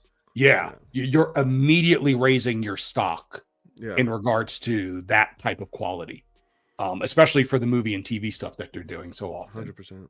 Yeah. So no, I don't think they bought Blitzway. I think Blitzway's still doing their own thing, and Blitzway seems to be just doing fine. Yep. I think they're just a little steady Eddie right now. I would like to see them. I don't know where they're at in terms of their timeline of where those releases are supposed to be. Rocky, for example, is slated for Q3 of this year. Q3. Okay. They still have time. Yeah. Oh, yeah. Definitely have time. It just started. Yep. It just started. So I think it'll be big to see where they end up end of year. If they can, get a 1 or 2 releases out, then the balance looks really good. And we're making this based off of pre-orders. We have to see it in hand still. Of course. That's going to be major. So of course. A lot riding on these 3 pre-orders that they put forward. Mm-hmm. So how do you want to do this? Do you want to just give a blanket, just a single grade of where you feel like they're at right now? Because this is our first time doing a mid-year. Yeah. We're doing just a mid-year. What do you think? Yeah. I mean, I think I could just give a, kind of a where I feel they're at right now. See kind of where they're at right now? Yeah. Yeah. Okay. Just something simple. Based on what information we have thus far, they're still good in pricing. I think their prototypes are looking really good. They're fucking pricing. I mean, I don't know how many times I can say that. Like the 501 to 800 range is a lost art at this point based on the numbers shared earlier. Yeah. So I think that's nice. They're helping with the Star Wars resurgence. They're trying something innovative with the action statue. As much as I dislike it, it is innovative. I know that they're not the only ones to have done it, but they're the only ones doing it this year thus far. I would like to see them put something in hand. I would like to see where that production quality is. So I'm probably thinking right now, I think they're at like a, I don't know whether I'm going to be harsh or not. I think I'd put them at like a C plus. A C plus? Okay. C plus without any release in hand. That to me, that's a big thing that pushes you up. So I'd feel a little overzealous going in the B range. Okay, I'd go. So like state of pre-orders, Again, I like the way this is laid out because this is like the what is this? 2, 4, like the most important key components of when we're talking about these statue companies. Yeah. The thing is, when looking at it, you can't answer for all of them. Like state of pre-orders, they have 3. What do you know what I mean? You're gonna give them a D on state of pre-orders? No, because there's situations where it looks like they've detached from Prime 1, Right. so they're kind of finding their footing. Yes. State of releases, again, we're waiting for them to release, but we know their relationship with Prime 1 and what they've done, especially considering they're the ones responsible for the portraits and so forth. Right. Quality control, again, tied to Prime 1, has been great. Art direction you can take away and just look at directly with Blitzway. I think the art direction is great. They're going down the Star Wars line. They're picking iconic scenes, rooted hair options, non-rooted hair, the innovation you mentioned with the posability. Some people don't like it. I think it's fresh still. You know, we may be jumping to a conclusion. This may become very popular. Sure. So we'll see with that. Customer service wise, again, fresh with Blitzway interacting directly with them. And public relations, we only can discuss on what they put forward and how they present the product on, like, let's say, their social media. And I think they do great. They gave you detailed videos of the, let's say, for example, the DeLorean and their statues as well. So for me, I'm gonna give them a B-. Okay. So we're just across the wall from each other. Yeah. And just because I think that they have history, we know what they can produce, right? They were the ones in charge of the working with Prime 1, Right. those K.A. Kim and those portraits and so forth. We know what they can bring to the table. We're now just waiting for them to take that and bring it under their own company name, which I'm confident they're going to be able to do. Okay. All right. Okay. I'm writing all this down. I'm tracking it. Yeah, we got to track this too. I'm going to put this down. And then I'm going to make our screenshots the way we did last year with the grades. Okay. All right. And then when we do the end of year, we'll have our mid-year average, and then we will have a spot for the end of year. So we'll be able to track that as well. Perfect. And have the comparisons. So, all right. So you were C+, right? Yes. Let's go to Supercraft. Let's look at their pre-orders. Jesus. Let's look at their releases. Okay. Let's talk about Supercraft. We got lots of zeros. Supercraft is new. Supercraft is a baby. Who are they with? Who are they under? Mighty Jacks? Mighty Jacks, that's what it is? Yeah. So, this is as fresh as we can get, right? They came out, they announced themselves last year. They had 2 pre-orders. They had the Transformers Autobots bust. And then they had the Batman Birth of Justice quarter scale statue. They delivered a whole new pre-order experience in terms of the level of customizations that you can have in selecting different qualities of materials, and a slew of different additives that you can have. I know that for some people that was a really cool experience and it was different. And it offered a level of customizability, I think, that increased the idea of value for a piece because it made it that much more unique. On the other hand, this is a new company that... So I'm going to say this factually. They have not said much since the Batman pre-order. They had one post in January, I think, announcing the winner of the Batman raffle, right? The person who gets the special Noir edition one. And then it was nothing until June when they released an email for updates on Batman production and how that's going. And they announced that they had the Darkstalkers license, and were teasing that IP as their next pre-order, assumedly Morrigan. Yeah. I was initially very hard on Supercraft for disappearing for about ish 6 months. And the reason I came out so hard on them is not because in a bubble they necessarily did anything wrong. Because here's the truth. Most companies, you put up a pre-order, you don't get a bunch of updates. Eventually the statue comes out. I did not expect them to be sharing, frequent updates about their production or anything like that. But two things. One, they were a fresh company. Make a good first impression. You did it with your innovation of your pre-orders. But there's a whole other area of this. And over the past year or so, collectors have been through the ringer in regards to companies and communication and questions and things going awry. So for me, I needed Supercraft to read the room. Yeah. Less communication is not necessarily a good thing right now because people are tense and on their toes and ready for the next shoe to drop, for the next company to go bankrupt or to disappear or to have issues.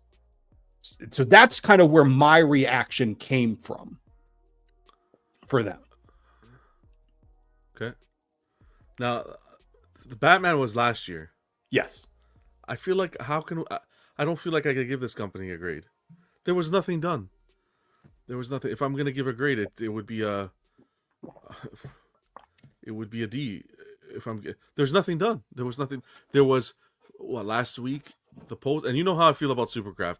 I love what they did. I feel like they came into the market, grabbed the market by the neck, and said, "We're changing things up." Yes. And they just fantastic job, Supercraft, and I have faith in them. I have a ton of faith in it because that Batman release was so great. Customize this, and people make fun of it all you want, but that's a company saying, "Hey, we have all this competition. How are we going to come in and shift the market and change it and get people excited and incentivize pre-orders?" And I feel like they came in and they did that. The problem is that was last year, and I'm grading for this year, and there was nothing. I didn't. I'm with you. I didn't like. You came a little hot. You came hot. You came in hot with them, and I was like, okay. You think about it a little bit.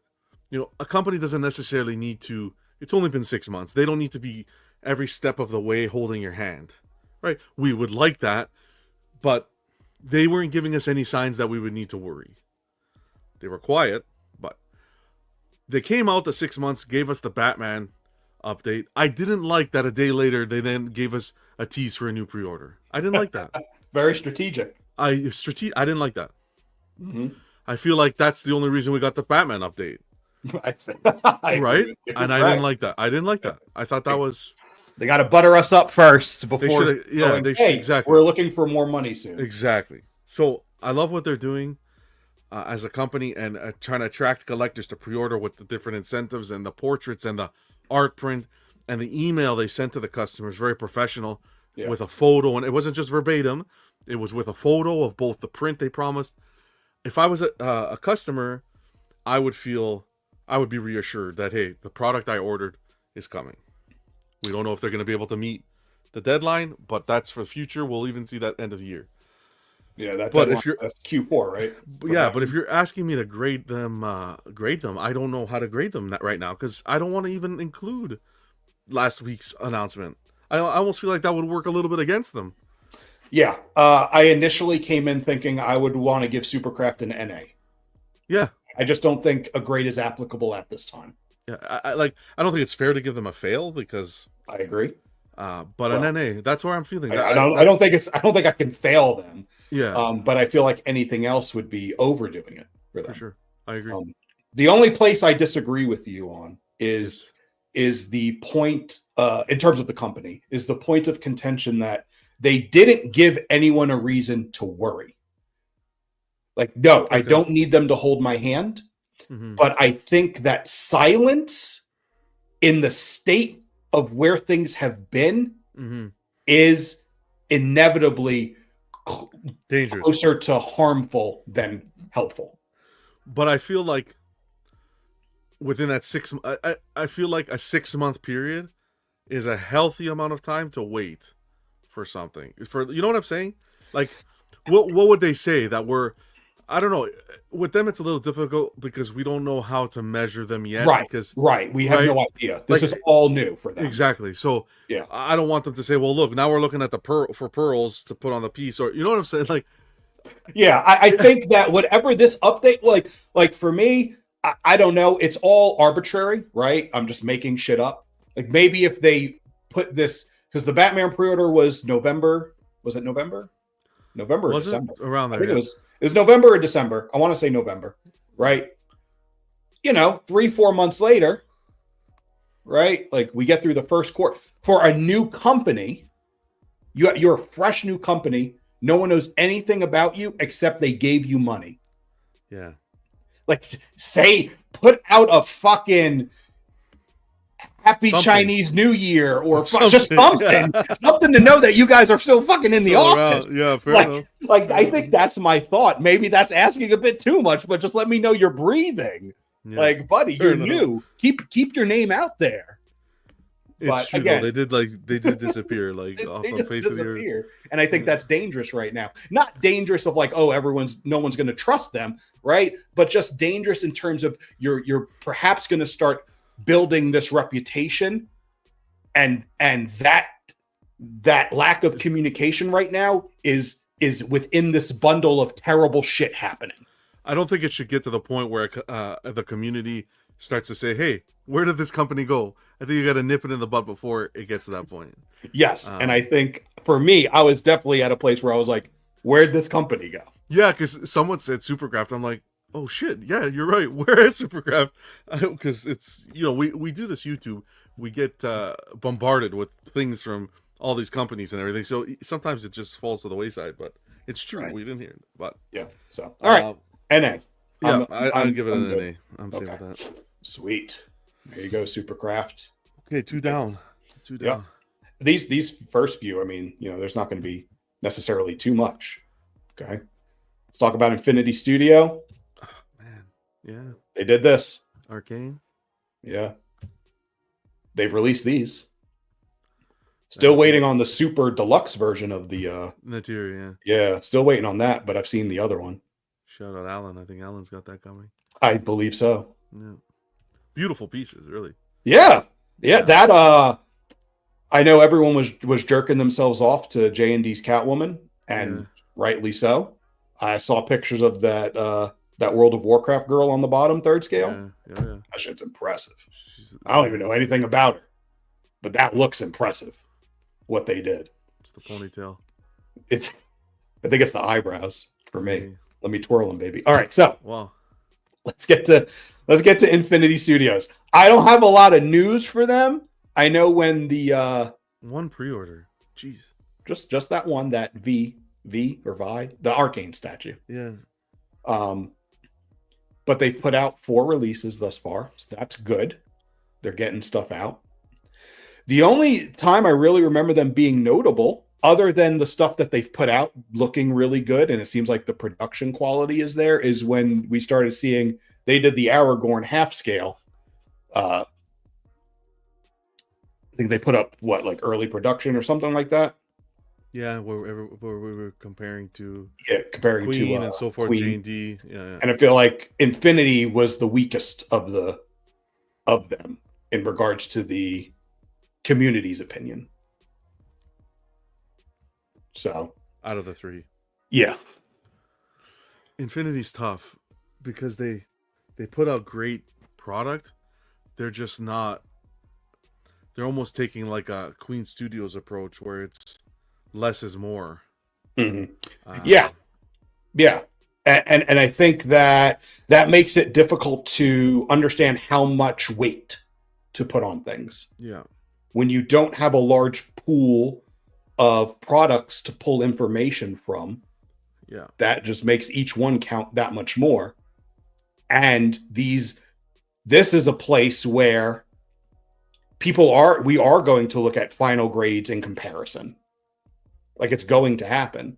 And it's a bit unfair to grade an Infinity Studio on the same expectations that we have of some other companies. Correct. Because they're putting out so much more. So we have so much more information to pull from. But production wise, they seem to be on point. Production, fantastic. Like I think their quality control seems to be. You don't hear too many people complaining about. I don't hear shit about Infinity them. Studios production. Nope. And Nope. this statue that we were looking at, the female from the Still World of Warcraft, yeah, whatever. she's stunning. If you look at pictures of her, she's stunning. Yeah. And that's production. Yeah. And not only that, but you see the company. I know it was last year, but you see the company bring stuff. Try to bring a little innovation to the community through, let's say, that RoboCop with the animatronic gun that goes into the leg, and The holster comes out.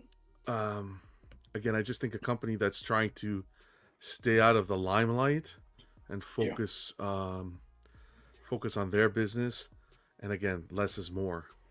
Yeah, it's another quality over quantity focus. Correct, because you look at state of pre-order. We got one pre-order 6 months in. Like, it's state of releases. Four is not too bad for a company of their stature with the level of product that they bring to the table at those price points. Right. You know what I'm saying? Art direction's on point. We see those World of Warcraft busts that they're doing. Mm-hmm. That look great. I like that what they did with that 1/3 kind of action statue as well, but it's fully posable with a female soldier. I'd like to see more from them on that. Isn't that a technically a figure? I think it was listed as a figure. Yeah, it's a third scale figure, but it's done with like high quality materials and shit. Yeah. So public relations, you don't see them too often, commenting, and or at least I don't. And same with customer service. This is a tough one. But I don't hear complaints. I don't hear complaints. That's important. But also, when you have this small a pool of pre-orders and releases, right? You really have to. It's not like you have thousands of people pre-ordering their pieces, so you're likely to hear something through the grapevine. Correct. Right? When you have only this small amount, it's less likely you're going to hear anything, even if there is something. So, like with customer service, public relations, I feel like those are a little bit more difficult to grade this company on. But their releases, their quality control, and their art direction, I mean, to have one pre-order and 4 releases, that's a great ratio. I don't know how many pre-orders they put out last year because I wasn't tracking them yet. But I don't think it was an exorbitant amount. So I'm thinking that 4 releases for them is a really strong ratio. Halfway through the year, you get to 8 by the end of the year. That had to be most of their pre-orders. Oh, yeah. All right. So for me, quality control is up there in the ABs area. Art directions up there. To me, state of releases should be in that B-ish area. State of pre-orders, if this is the model they're going to go with moving forward, it's kind of hard to grade them harshly if this is a purposeful shift. And customer service public relations, I don't have a grasp on. But for me, I think more positively about Infinity Studios as a whole in terms of some of the things I can grade them on than I do with Blitzway at the beginning. See, how I feel about it is I kind of want to give them the same rating. That I want to give them that B-. That B-? Just because, similarly, when we look at like released product, we just don't have too much to go on this year. No, but we got a hell of a lot more than Blitzway for released product. Until you start looking at Prime 1. Right? Yeah. The Prime 1 collaboration. Sure. Which I still think should count somewhat. Well, whose statue is it? Whose statue is Blitzway Prime 1 when they collaborate? Whose statue is it, though? It's Blitzway, Prime 1's license. It's Prime 1's license, but I don't know. I don't know the actual relationship K.A. Kim of the collaboration. K.A. Kim is responsible for the likeness of the piece. The Blitzway is responsible for So is that just the head sculpt? From my understanding. Is Prime 1 doing the rest? That's the part where I have a bit of confusion or a lack of understanding of the breakdown of that relationship, how that statue comes together, and who is doing what. If I had to put money on it, I'd put my money that Blitzway is doing the majority of the piece. Okay. Well, and That's fine. completely. It that's wouldn't completely- affect this year Yeah, with their pre-orders thus far yeah. because nothing has been listed under that collaboration. Which again, Nothing's been listed. I don't think so. I think everything has been Real Elite Master Line. If it was to be Blitzway, I don't think any pre-order this year.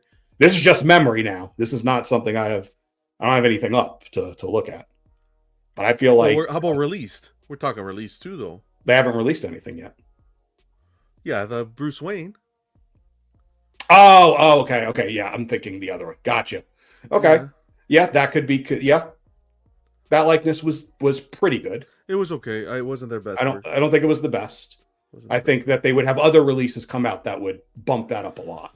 I don't know. I'm torn on this one too. I'm going to go higher. I did C+ for Blitzway. I'm going to go to B- for Infinity. You're gonna go B- for. I'm going to go for B-. I don't know. It's the releases, quality control, and art direction for me are really up there. Really, it's the releases and quality control for me are really up there. Again, I recognize that with customer service and public relations, I'm less likely to hear issues and complaints and concerns. I also can say I haven't heard any. So Yeah, same with Blitzway. Do you take into account IPs that they're working on I take that into consideration with art direction. with art direction? Mhm. Then And they're doing things that other people aren't. That's why I think I'm license. gonna go B-. The same Okay. with Blitzway. Keep it the same. I give Blitzway's art direction, personally, IP wise, the higher regard. Really? Yeah, well, this is just not my cup of tea personally. When it Sure. comes to Okay. I look at it Warcraft more and of so forth. are they delivering in an area that no one else is and doing it successfully and doing it well. That's my focus more with IP. well, you see, I don't think Infinity's bringing anything to the table that another company hasn't. You have Blitzway coming in with the animatronics, and you have Blitzway coming in with the figure statue style. Sure. When it Infinity's comes- also doing animatronics. Animatronics with the RoboCop, but was that this year? No. I'm just saying in Yeah. general. I'm just saying in general. With Infinity, you could compare it to, let's say, a J&D Studios, and Sure. But I look at Blitzway and I look at their IPs and I'm like, we have Star Wars and we have Terminator and we have Ghostbusters. And for me, I look at Infinity, I'm like, where the fuck is World of Warcraft coming from? Other than Weta, are they doing World of Warcraft? they're doing World of Warcraft, yeah. Oh, okay. Weta, I know they do a lot of the Lord of the Rings stuff. Yeah. They do the Warhammer. I want Infinity to do more. I don't think a B- is a bad rating. No, I just no, it's think it's this not. year where we are, where we've seen some like solid Batman busts and other product, that Sauron bust, where we've seen them bring that to the table. I want to see more, Mhm. not to take away from what they've done. That's why I'll give them a B-. Well, I met you there with it, so Yeah. same Awesome. grade. Heck yeah. All right, Pure Arts, gaming, and whatever the hell that thing. I think it's gaming too. Oh, it's League of Legends. So yeah, it's gaming. All gaming. So here's some of their pre-orders they put out this year. You got some busts. You got some quarter scale. You got some eighth scale. I think there's another scale in here too. Releases. Cricket. This has been my biggest issue with Pure Arts thus far. Is this? Man.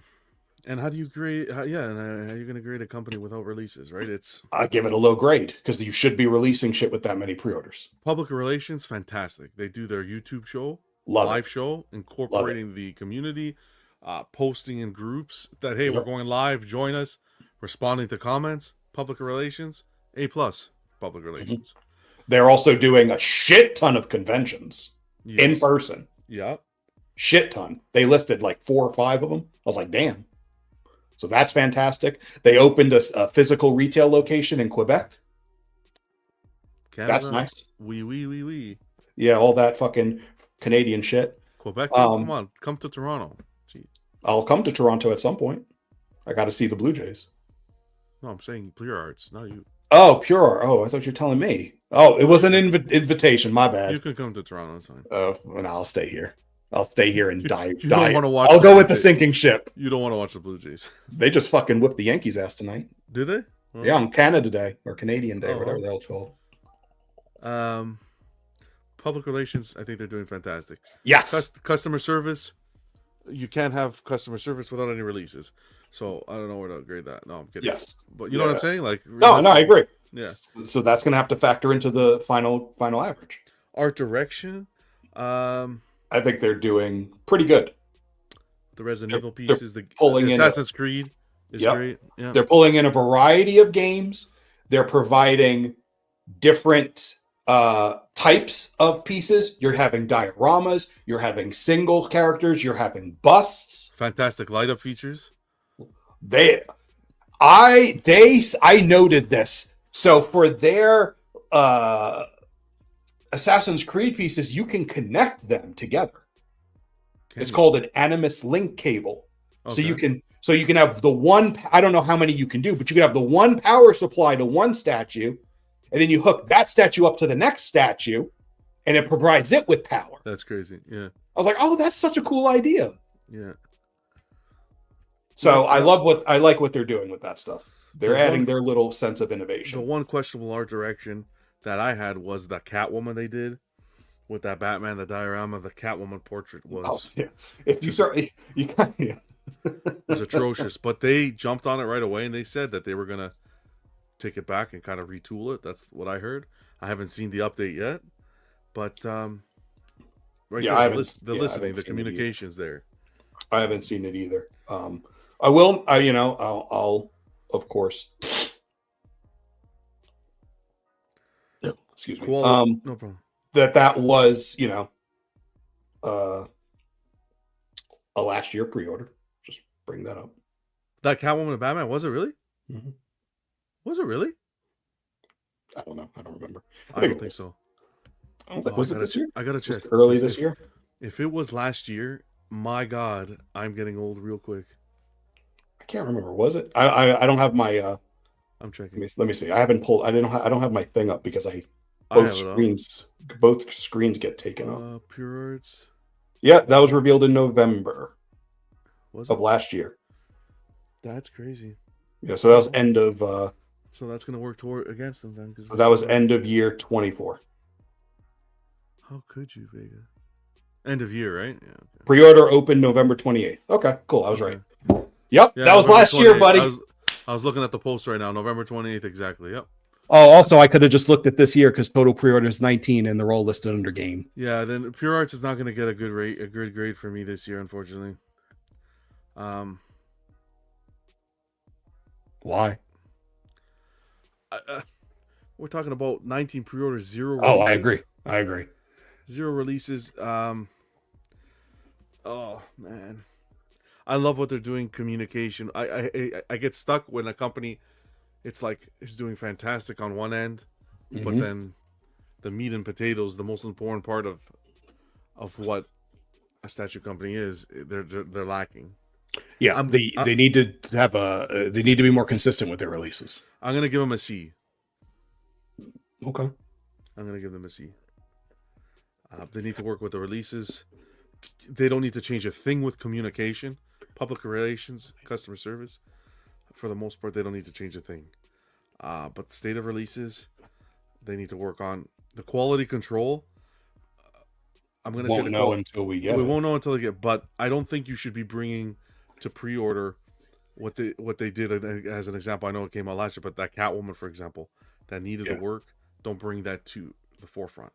Again, I'm not counting that into my grade because it's not. It was last year, but for the most part, I love what they're doing communication wise and communicating with the. They just got to work with the state of pre-orders, state of releases, and getting the conveyor belt rolling. Yeah, that ratio needs to be improved. That ratio, that's what's weighing them down. It's what's Right. most important, really. Yeah, and we should see some improvement in that over the next couple of months, but it doesn't count for now. Yeah. I think I'm going to also give them a C. See, okay. I think I'm also going to give them a C. I almost went lower, but I think C, based on the positives and the things that I really like that they're doing. I think if they were lacking in communication, like they didn't do those YouTube events and so forth, C minus all day. Yeah. I probably would have gone a D. T. Oh wow. If they weren't communicating, Yeah. and then you have this many pre-orders, no releases. That's the kind of stuff I don't. That's the combination of things I don't like to see. Okay. So I probably would have gone D plus if that was the case, but we're not there. So You're going C, right? yes, C for Pure Arts, Same here. Okay. based on where they are today. All right, keep All it in right, your man. pants. Keep it in your Okay. pants. Keep it Very in your nice. pants. Oh, mama. Keep it in your pants. Okay. Keep it in your pants. So Uh, some of the pre-orders that have gone up: fair. the Notorious Bane, Stellar Blade. Stellar Blade, Exuma, and Squid Game Squid season Game, 2 which was shocking to see. Yeah. releases. I didn't include the other Catwoman lady girl because Yeah, that's fine. I don't like it as much. Wow. But her in the suit, fantastic. Yeah. Okay. Okay. All right.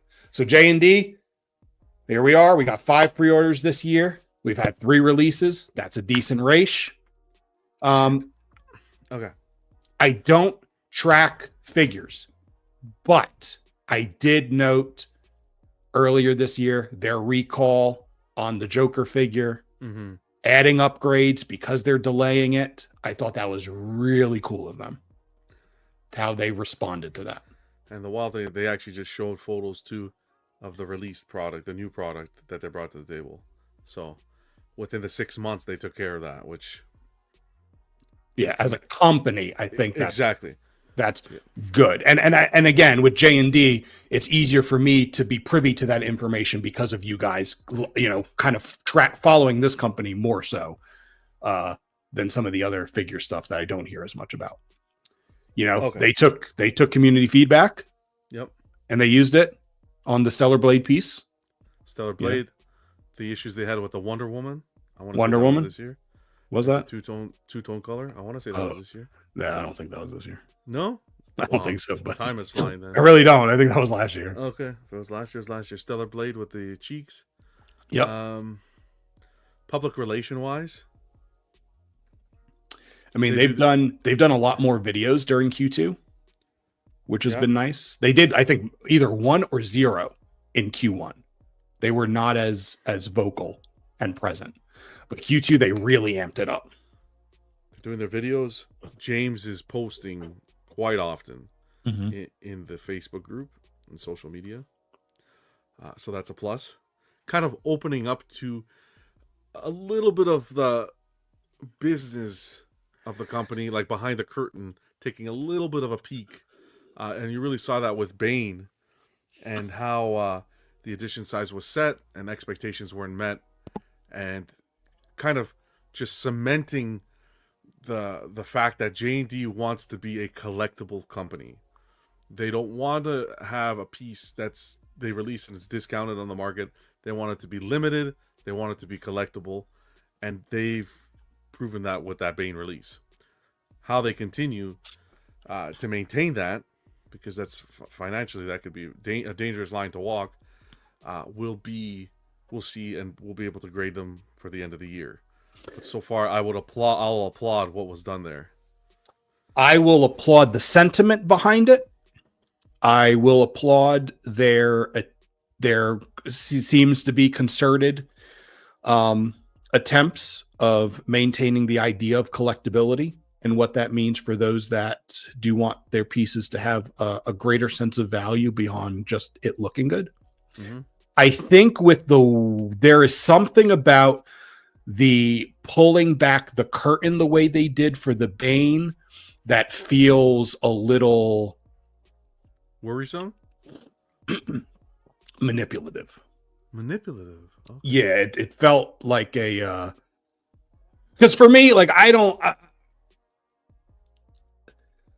there's a part of me that I don't need the curtain pulled back. Number one, I Okay. have spoken out about the strong boundary I prefer between consumer and company. Okay. In our hobby, it's a little weird. It's not like us and Walmart, right? It's very different. Precisely. Yeah. So I know there's going to be a little bit more there.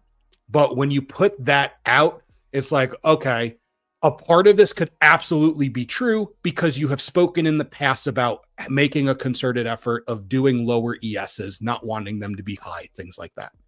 So it's in line with what you've said. But the fact that you said it and the way that you said it, it's like, hey guys, look at us, look what we're doing. When really it's just, we fucked up. Yeah. But we're going to try and spin it to make it look like we're Fine. the heroes. Yeah.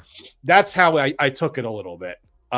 Not necessarily a super big bad negative thing, but a little bit of a woe is me. I see what you're saying. Like, if that was the case, they shouldn't have set it at the $5.99 to begin with, and then backtrack. Right. The sales weren't what they wanted it to be, so they make it seem like it's we're caring, so we're gonna. I get what you're saying. I get the. I don't want to.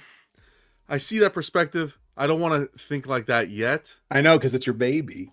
Not really. Your baby. J&D, you got to understand where I was with J&D. I remember the feel candles. the candlesticks, that Catwoman. I remember. I feel like this company You is shit a on them so company. hard. Oh my god, I was like the J&D hater. I lost friends. I don't care. It was true though. It was true. Yeah. But that's why I'm here now, giving them the praise they deserve. Because from that point to where they are today, it is night and day. It is night and day. And if they revert back to that, I'll give them the same shit. But I can't, because they've just grown so much as a company, from the stupid mistakes on of the YouTube videos and speaking to customers the way they did and so forth, to where they are today. It's night and day. And I'm going to give them the recognition they deserve. Yeah, I think I will too. I like the communication. I'm going to start with public relations. Sure. I like the communication that they're maintaining through the social media. Again, another fine line. You want to be careful how much you're using it, because it's easy to get carried away sometimes and let a little too much information out that shouldn't be. And because then social media is dangerous. People take things a certain way, and it's just, they're doing well. Just be careful. It's a fine line. But I appreciate James coming on there and being vocal the way they are. Customer service. I've seen some customer service situations where J&D took the appropriate route to get things replaced and so forth. I hear it all the time with collectors behind the scenes. I have one now that I'm dealing with that someone was telling me about. So customer service, for the most part, is good, from what I hear. I haven't experienced it yet. I have my Catwoman coming. Right. I'll be able to give a little bit more of a concrete. I don't like the fact that one thing to work against them is that they took. Yeah, I'll say this.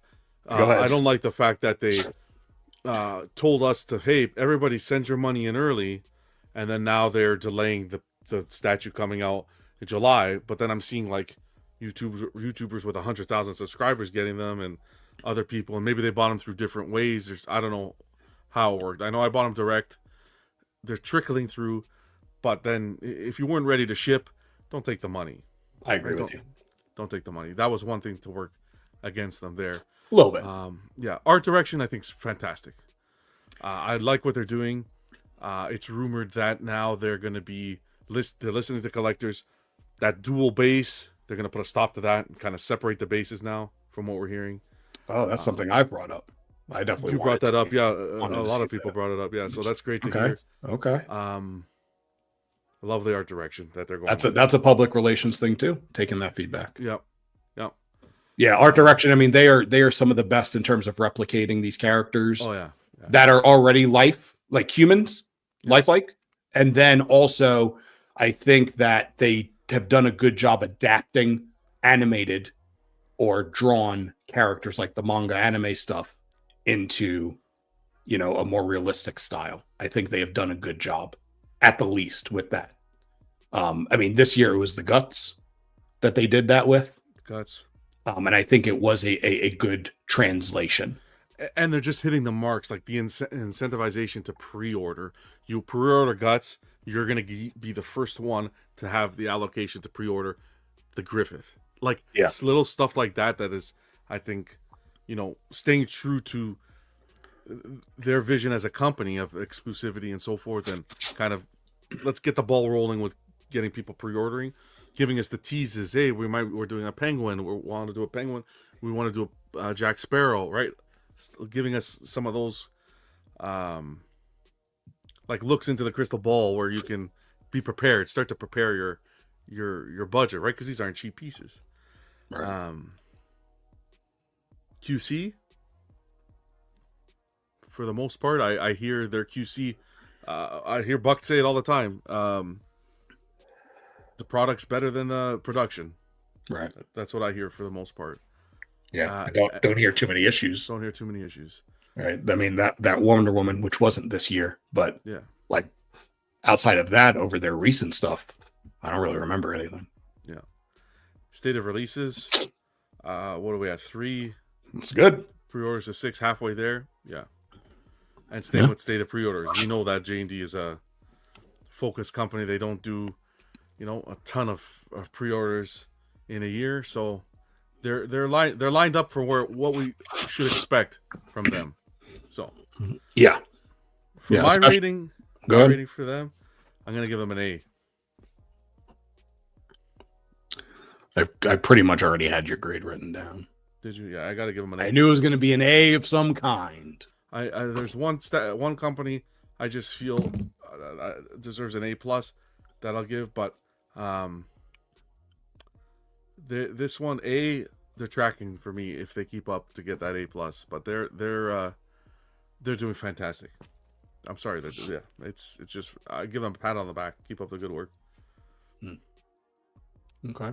So the biggest marks that I have against them would again be the way that they handled the Bane ES announcement.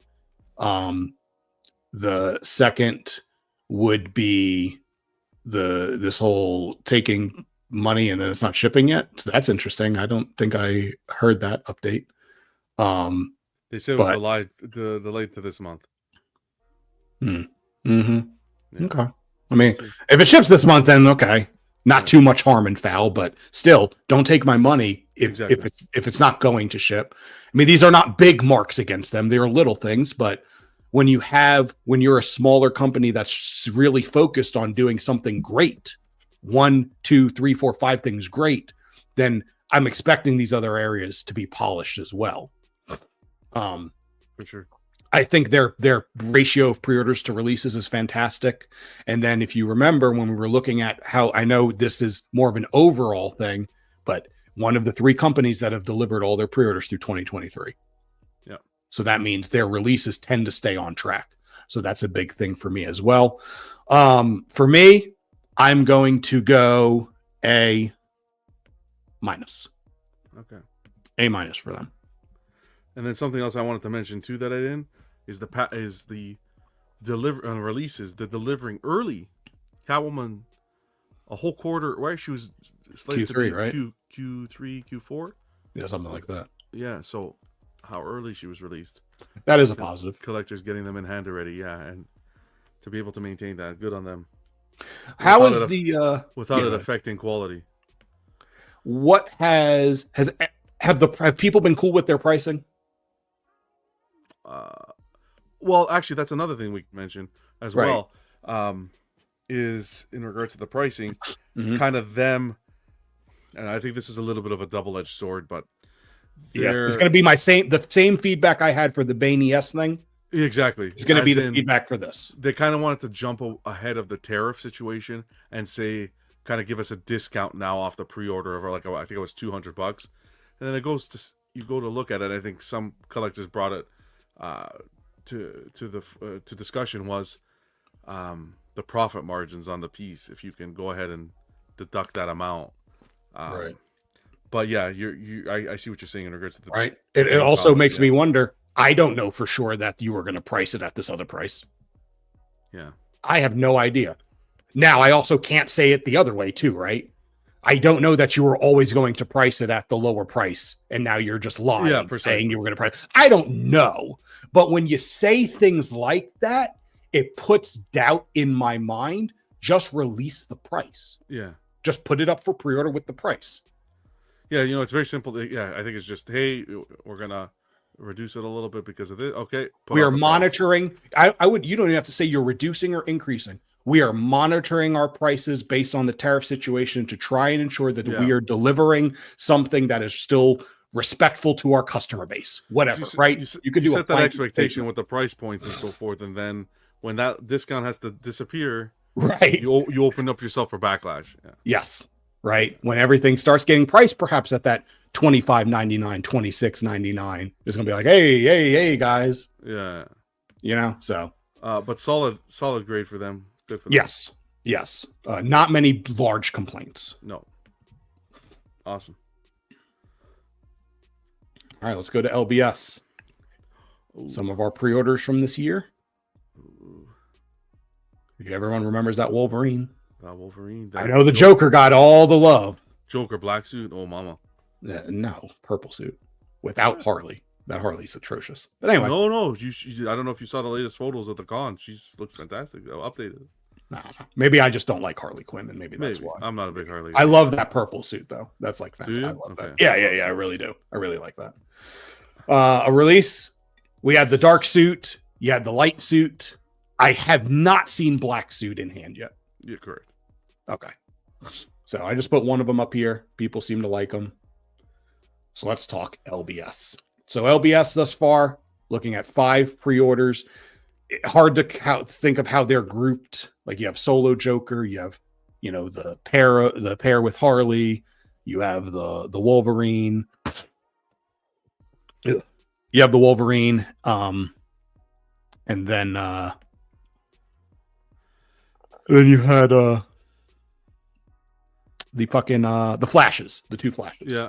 Yeah, the 2 Flashes. You had Barry Allen and Wally West. You had one release thus far.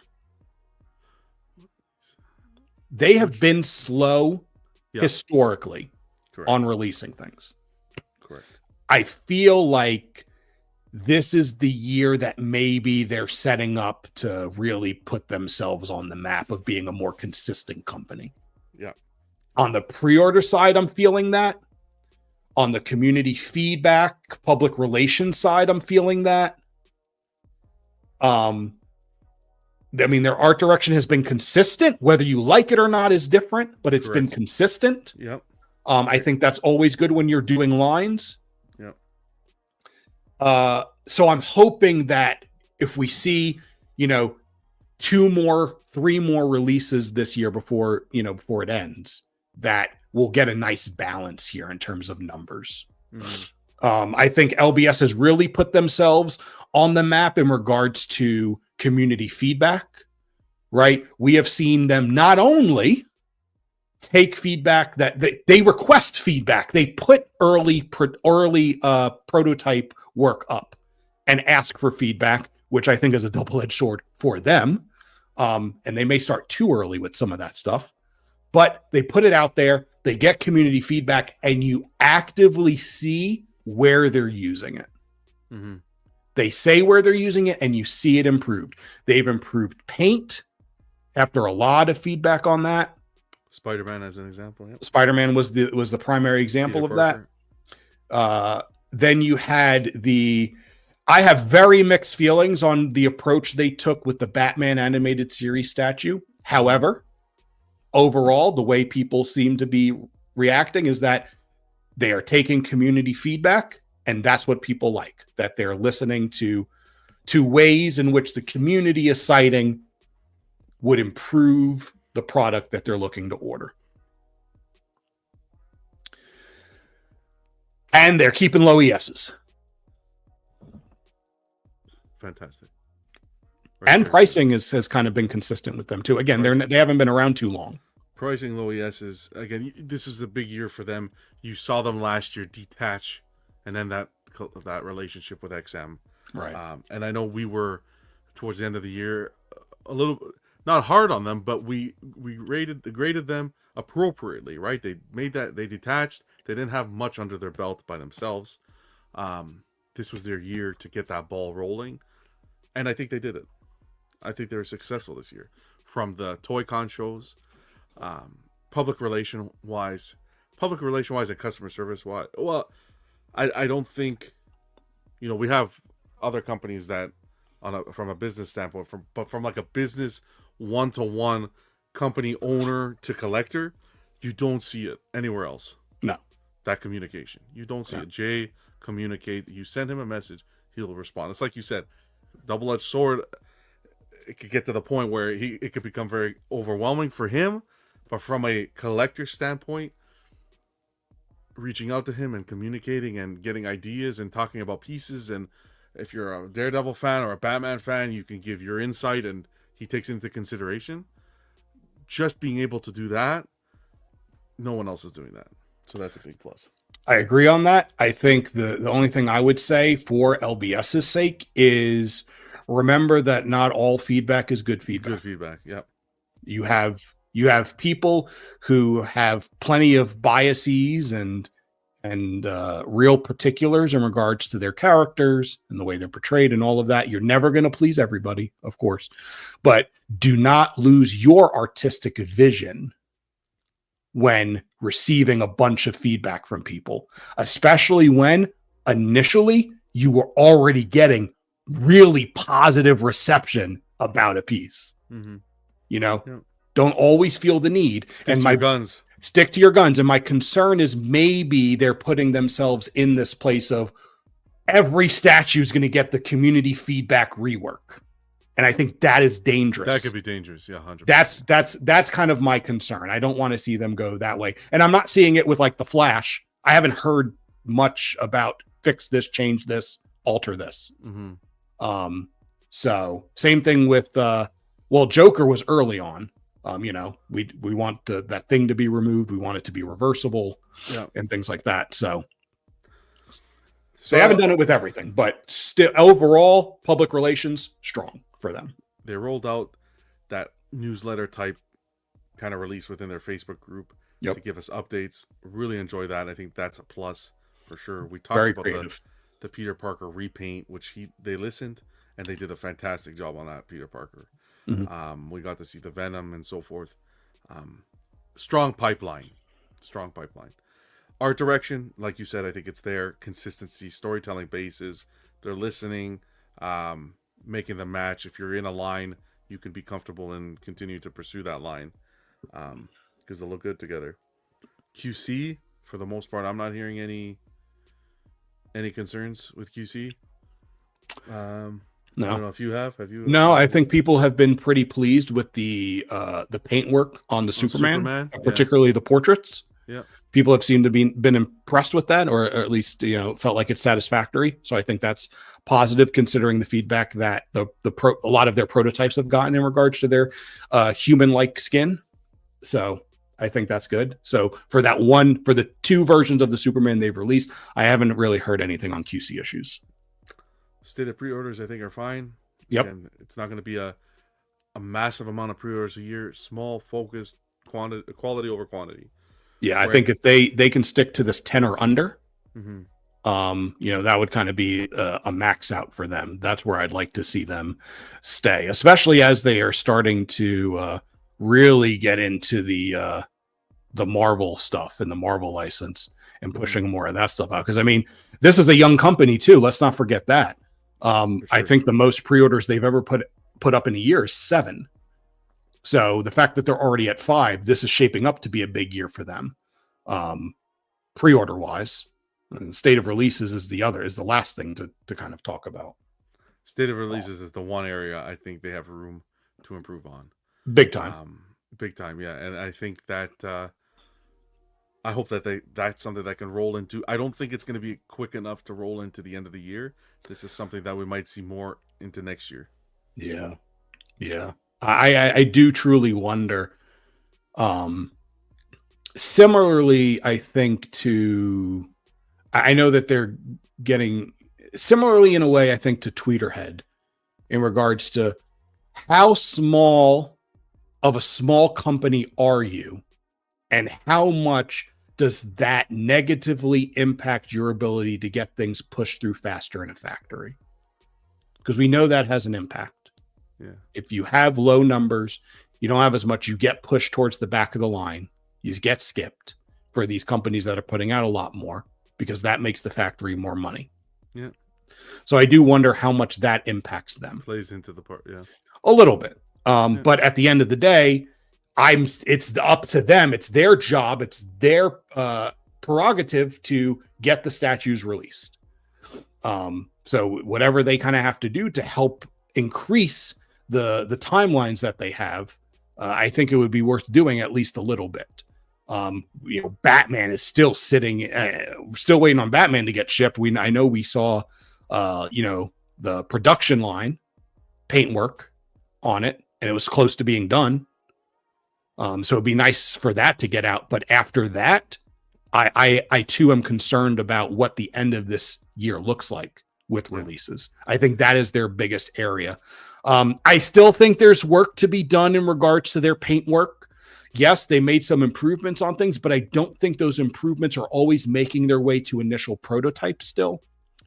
I think the paint and the skin on the Flash is kind of, for the little bit you could see, I think it still suffers from the flatness and the lack of depth and layers that previous prototypes have had. You're looking for them to bring that more of a finalized paint application rather than it's just a prototype. By production, it will be improved. Yeah, especially when you're making larger scale statues. When you're making third scale, you're gonna have that much more face, that much more skin showing. We have seen some amazing paint applications from License Factory, really giving that lifelike look. I think LBS would really benefit from having that added to their repertoire. They do seem to be, for their suits and stuff, I would have the same feedback. However, they do seem to be focused more on delivering a more comic accurate maybe look, and not as much of the realistic approach. So perhaps it's a clash of style versus expectation, and not that they're not doing it well. That's also something to consider. Maybe they just want it to look like a plain comic book. Yeah. Maybe they do. I don't know. They haven't really said so. I think for their niche, what they're focusing on, the 1/3 Marvel, 1/3 DC, they are where they need to be.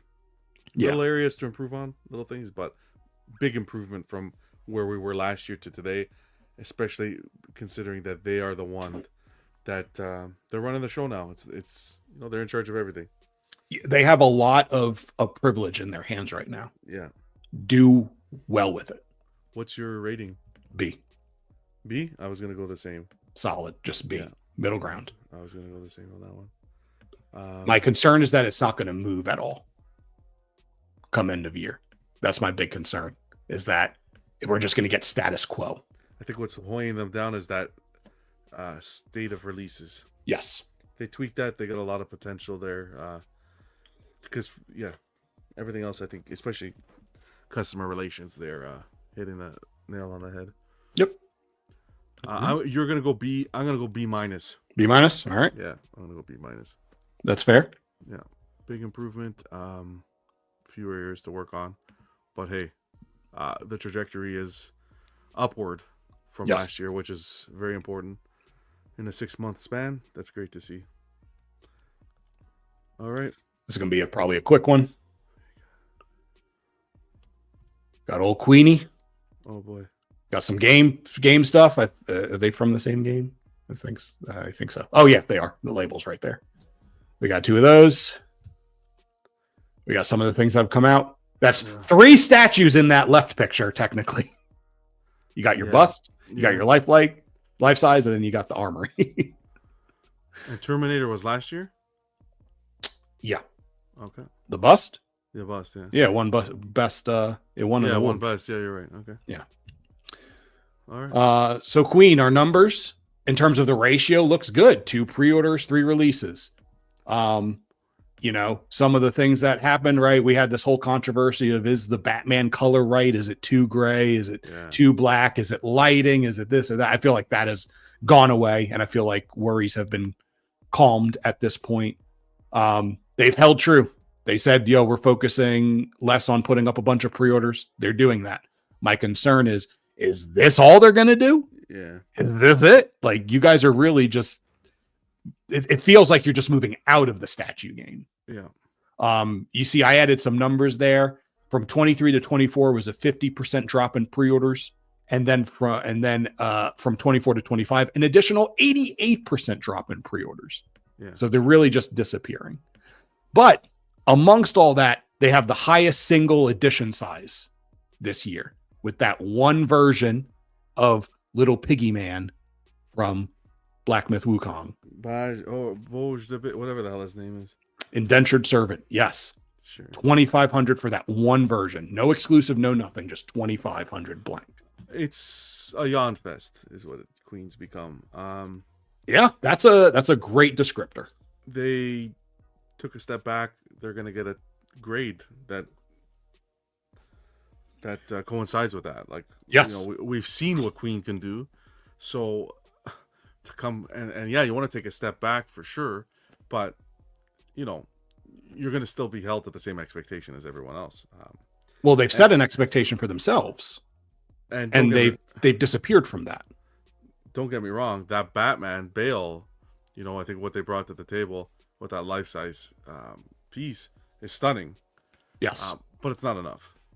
It's not enough. Public relation-wise, they've evaporated. I don't think, they've gone from a company where, and we can't forget, Queen is also operating the in-art side, which is the 1/6, and they're even into 1/12, right? So they're balancing that as well. And don't get me wrong, they just showed a Michael Jackson, their 1/12, the 1/6 Michael Jackson in art, and oh my goodness, the innovation there was fantastic. What they did in being able to incorporate the art box into the display of the statue, right? The art box opens up, and it's the stage lights on the inside, like. Oh, really? Oh, it's so good. If you haven't seen the in-art Michael Jackson, please go over to their Facebook and watch that video of the. We'll talk about it Friday. I'll show it off to you guys. Damn. Like, really nice. But That's guess cool. what? We're statue collectors. We're not collecting the figures. So Right. on the statue side of things, which we're focusing on, they're just not meeting. They're not where they need to be, to our expectations at least. Public relations is not there. Customer service wise, again, the releases aren't there to give a fair grade there on what the customer service should be. Art direction, yeah, they gave us a great Bale Batman and Armory. Okay, Right. Their replication it's is absent. It's absent. QC's good. I think I haven't heard too many issues with our guy Big Silver got the Batman. I haven't heard too many issues with the Batman coming in with issues. So, and then state of releases and state of pre-orders we just mentioned, it's just absent. So. Yeah, I think if you're going to get to these types of numbers, your public relations needs to improve so that people understand what to expect of you moving forward. This is like if Sideshow was, if Sideshow puts out on average about 40 pre-orders a year and all of a sudden they're doing 10 and they don't say anything about it, people are going to be really concerned. Yeah, I'm going to go. I'll probably go a D+ on this one. Okay. Again, that was I think that Batman was a solid release, but to see where Queen was to where we are today, it's a very big degradation. And so I'm at a D+. For me, there's just so many questions. There's just so many questions. Like, what's going on? It's one thing to decrease your quantity and focus on quality, but you're also kind of just disappearing off the map all in all. Making some sort of release of like, look, this is what to expect from us. We were a statue company that was putting up 30 plus pre-orders a year. And last year we made a change. We verbalized we were making a change and we went to 16 pre-orders. We cut our pre-orders in half. Now we're going to drop it in more than half of the cut we already made. Are you still going to keep producing statues, or are you just going to be like a 4 statue a year? Yeah, and then just focus on figures, because I'll stop tracking you. I'll just knock you off if you ain't really going to do this. Like, they're not living up to the whole, we want to focus on smaller quantity and quality. I'm not seeing anything, though. I'm not seeing it. Joker hasn't come up for order. Batman, Optimus. Right. It's just not happening. Yeah. I went C- on them. Okay. I already had my grade written down. So I'm glad you went D+. I was like, I was Yeah, I'll go- concerned I was going way one direction. Yeah, I gotta go D plus on this one. Okay. All right, Queen. Show up or don't. Like Yeah, one or the I other. can. Marlenoid, I don't know yet. No info on it yet. Oh boy, there's nothing to talk about. Next, like there's no. I'm not even. It's a positive, yeah. Better than where we were last year. Look, they've released things. Oh, All right, that's a positive. of course, the fact that I have something to put on this slide has been nice. of course. 6 pieces. 6 pieces, and I think seventh is supposed to be releasing soon to collectors. Definitely a we gave it, I think, a fail last year. I hope we did. But definitely a positive. There is some. No, what I will say is there is some positive There's some positive to be yeah. had. Yeah. I think overall we're still in the negative. We're in the same position. Yeah, like let's go through the highlights super quick. Yeah. Since No pre-orders. there's been no pre-orders, which is good. That's the positive. Release That's the positive. pre-order release ratio. That's the positive. Okay. You've had multiple employees leave this company, including an art director, and we don't really know what's come in its place. We had XM do an interview. We are not going to recap that. Ultimately, I was not satisfied. I think there was a notable enough sentiment of a lack of satisfaction. Perhaps no matter what they said, maybe there was no satisfaction to be had, considering the bullshit that went on. Biggest knock is 40 plus current projects still in development. We've had updates on about 9.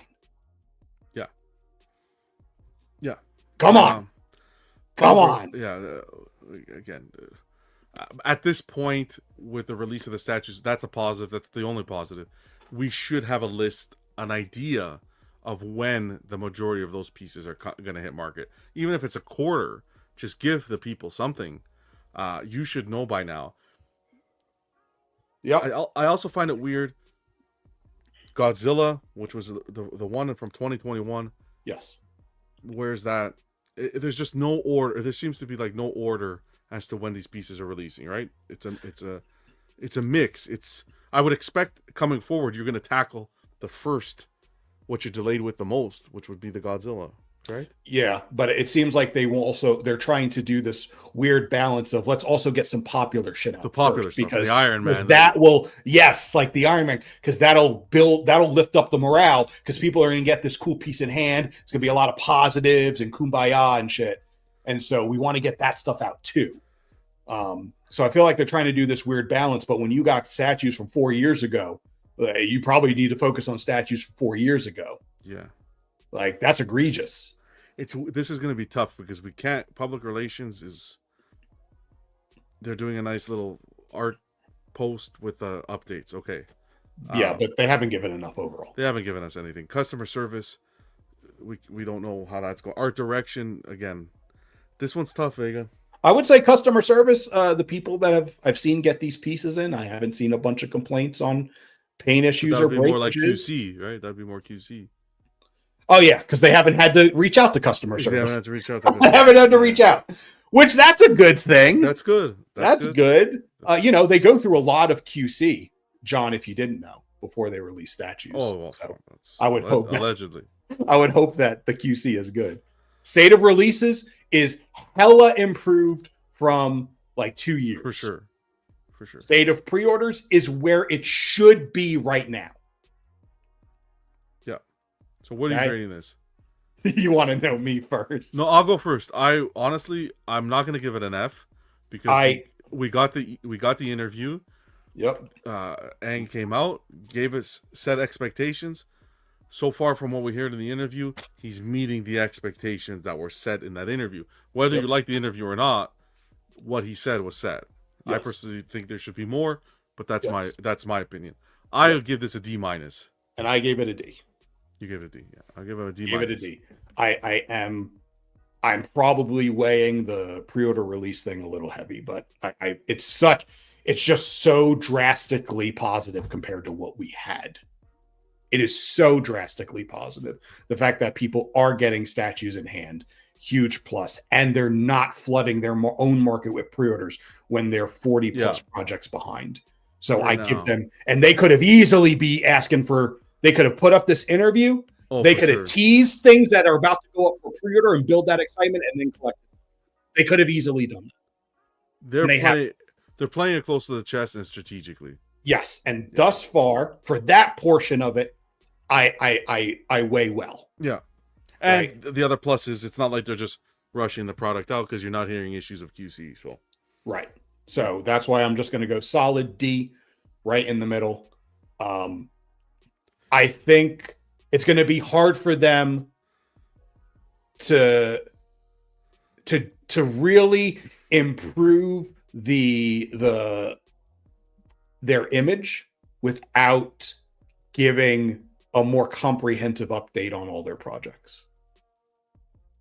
I think that when they keep doing this little slow, here's a poster newsletter thing here, here's a poster newsletter thing here, but a lot of that stuff are more recent pre-orders. I will give them props for doing the Ultraman stuff. I give them props for that because I didn't even know if anyone ordered that stuff. But it's going to be really hard for them to improve their grade in the next 6 months without, honestly, this may be a little drastic. I don't think they can improve very much without doing another interview in which they actually answered the fucking questions I want answered. To be honest, I want that fucking production list, which I know you can only take it out so far, but come on, you got statues from 2021, from 2022, from 2022, like at least those 2 years, like Godzilla, and then whatever the fuck was in 2022, like that should be first. You should already have been spoken on that. Like, come on, guys. Yeah, but we knew that was them coming out of their science. It was a publicity stint, is how I look at it. But they needed something. I get it. They needed something. Yeah, I get it. I understand. I'm not ignorant. Like I get it, but it's not satisfactory. And as a total grade of a company, you're coming from fail. So you should be fucking happy getting anything but fail right now. 100%. So, all right. Ooh, nice colors. Wow. Who's gold? I love gold. I love gold. The taste of it, the smell of it, the texture. All right. Iron Studios be putting a shit ton up, and they've released a shit ton of stuff. I max out at 8 pictures. I just try to get a mix of IP and stuff like that. They've put up some cool shit for pre-order. Okay. They've released some cool shit. Oh yeah. Quarter scale, 10 scale, 6 scale. There's something for everyone with Iron Studios. That is a big plus for them. All right. So Iron Studios, we got big. This is it. We're moving into some big numbers right here. Okay. 71 total pre-orders in the first half of the year. They have released 52 statues. These guys ain't playing. All right. They are the king of the IPs. They got it all. Almost everything. They don't have Scooby-Doo yet. Iron Studios. I would love some Scooby-Doo. Save the money. They read my comment on their live stream about Scooby-Doo. Yeah, they acknowledged it. So I'm hoping one day. C+. Fuck off. You have plenty of IPs, and they go deep with these lines. Yeah. You don't get 1 or 2 statues. Not only do you not get 1 or 2 statues, unfortunately, you get like 3 or 4 at one time up for pre-order. They ain't playing, man. This is the almost, again, Sideshow's king. But if there's got to be a second place for large numbers, Iron Studios is pre-orders, releases. To be at a 71-52 ratio is crazy good. Fantastic. Okay. Yeah. They were one of the companies where I saw that this big increase in the game and the anime IPs getting used. Okay. Last year it was 6% of their pre-orders combined were anime and game. This year we've gone up to 17%. And for a company that puts up 100 pre-orders, that's a decent number. They have also taken community feedback. They released the Juggernaut Unleashed statue. Very positive. A lot of the usual, I wish this was larger. The Gem of Sidorak was on the back of the base, and customers were like, can you put it in the front so we can see it when on the base as we display our statue? And they did that. Fantastic. It's a little change, but it was nice. I feel I have ended up at a point where I have one Iron. That's a lie. I have two Iron Studio statues. I forget I have a quarter scale. I have two Iron Studio statues. I've had 4 or 5 before. I've sold. I usually got them as gifts. I've sold some, and I'm not really ordering any. But I find myself looking forward to Iron Studios monthly videos. Yep. I look forward to seeing the new statues they're putting up. The Inside Day. Yep.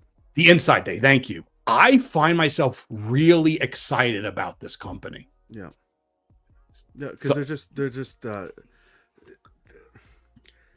IPs, the friendly, the amount of space, real estate a piece takes in the collection, the price point, like it hits so many marks for so many collectors.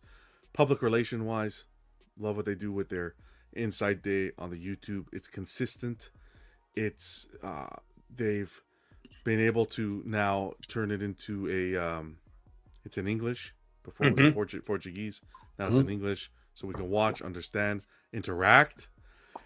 They make it easy, giveaways between different platforms of social media. It's just well presented, and it's not every quarter. It happens quite often. Monthly. It's every month, right? It's the last Friday of every month. They put up that amount of production and kind of give us new releases, make it fun. Whether it's your scale or not, it's cool to be in the hobby and be able to tune into that show, and or even someone like me relay that information. I think public relations wise, they're great. Customer service wise, I don't hear too many issues with Iron Studios. Right? Nope. Right, art direction, you can see in their pieces the variety of IPs and where they're going. They're from their Jurassic Park to their Disney. It's just on the dot. That beautiful Cinderella piece they just put forward. The first thing I said when I saw that was, that'd be awesome to put in my daughter's room. The Jurassic Park, the movie hasn't even come out yet, and you can already see that raft scene with the T-Rex. Like, the pieces are hitting. Yeah, and I think it's not just the wide array of IPs. It's when they get these figures, because they are in 1/10, they kind of take advantage of that smaller scale, and they do some cool shit with the designs, with the composition, with the scenes that they decide to capture in these statues. It's not a 1/10 scale version of a guy just standing there. You're getting a lot of movement. You're getting a lot of effects. So they're trying to really give you a lot for the buck you're paying. I think Theo made a comment here. This I resonate with. Iron Studios feels like the people's company. I think that is the nail. Oh, I love that. The hammer on the nail there. That is perfect. The people's company. I love that. Art direction wise, the one thing, and I know this is a small, something they can work towards, and it could be a scale issue, but it seems to be that the portraits on those 1/10 sometimes the likeness can be a little bit off. I'm a little bit more forgiving on that because of the scale, right? But it's something that they can continuously try to improve on. QC seems to be on point, like we said. Don't really hear any issues. And statue of releases to the pre-orders, the numbers don't lie. Look, 71 to 52. Iron Studios is a well-oiled machine. In today's climate, where you're seeing other companies lacking. And I don't think, I used to say, well, they're a 1/10 scale company compared to some of these other studios at 1/4, 1/3. With these kind of numbers, I just don't think that matters anymore with what they're pumping out, at the speed they're pumping it out, and at the quality. A company that I feel does not get as much love as it should. I agree. I think that has been, stated by a number of collectors over the past couple of years, and I agree. I think that Iron Studios is a company that I buy very little from, but I think they are the company I am kind of enjoying almost the most. It's They have carved out a niche, but it's not just that they carved out a niche in scale. They have carved out an enjoyable niche. They've carved out a niche with interesting designs. They've carved out a niche with a level of consistency in terms of pre-orders and releases, and that builds a trust in ordering and receiving your statue without crazy delays. For sure. And I think Iron Studios is also a company that's still going to conventions. Adding to that public relations, like the people are seeing their things live. That's always powerful. I am hesitant to say it, but I think in many ways, in a lot of days, if you ask me who my favorite statue company is, it might be Iron Studios most of the day. I just love what they're doing. Yeah. And yes, the paint on their production for their human-like portraits could definitely use some work. Yeah. But if I went through and counted all of the pieces that they put up that have real human-like likenesses, it wouldn't be that many. Yeah, exactly. Like they do so many animated faces, and those look fine because it's flat. You don't have to do too much with it. Still an area to try to improve on it. Yes. Don't get complacent with with a C-level human portrait. But yeah, that Jurassic Park. Every time I see an Iron Studios Jurassic Park piece, it's like, damn, I am just getting tempted, because they're perfect. They're just so well done. Yeah. Yeah. It's I know what I'm rating. I know what grade I'm giving. I gave him an A. I'm giving them an A. That's what I wanted to say. I gave him an A. 100%. Well deserved, and for sure.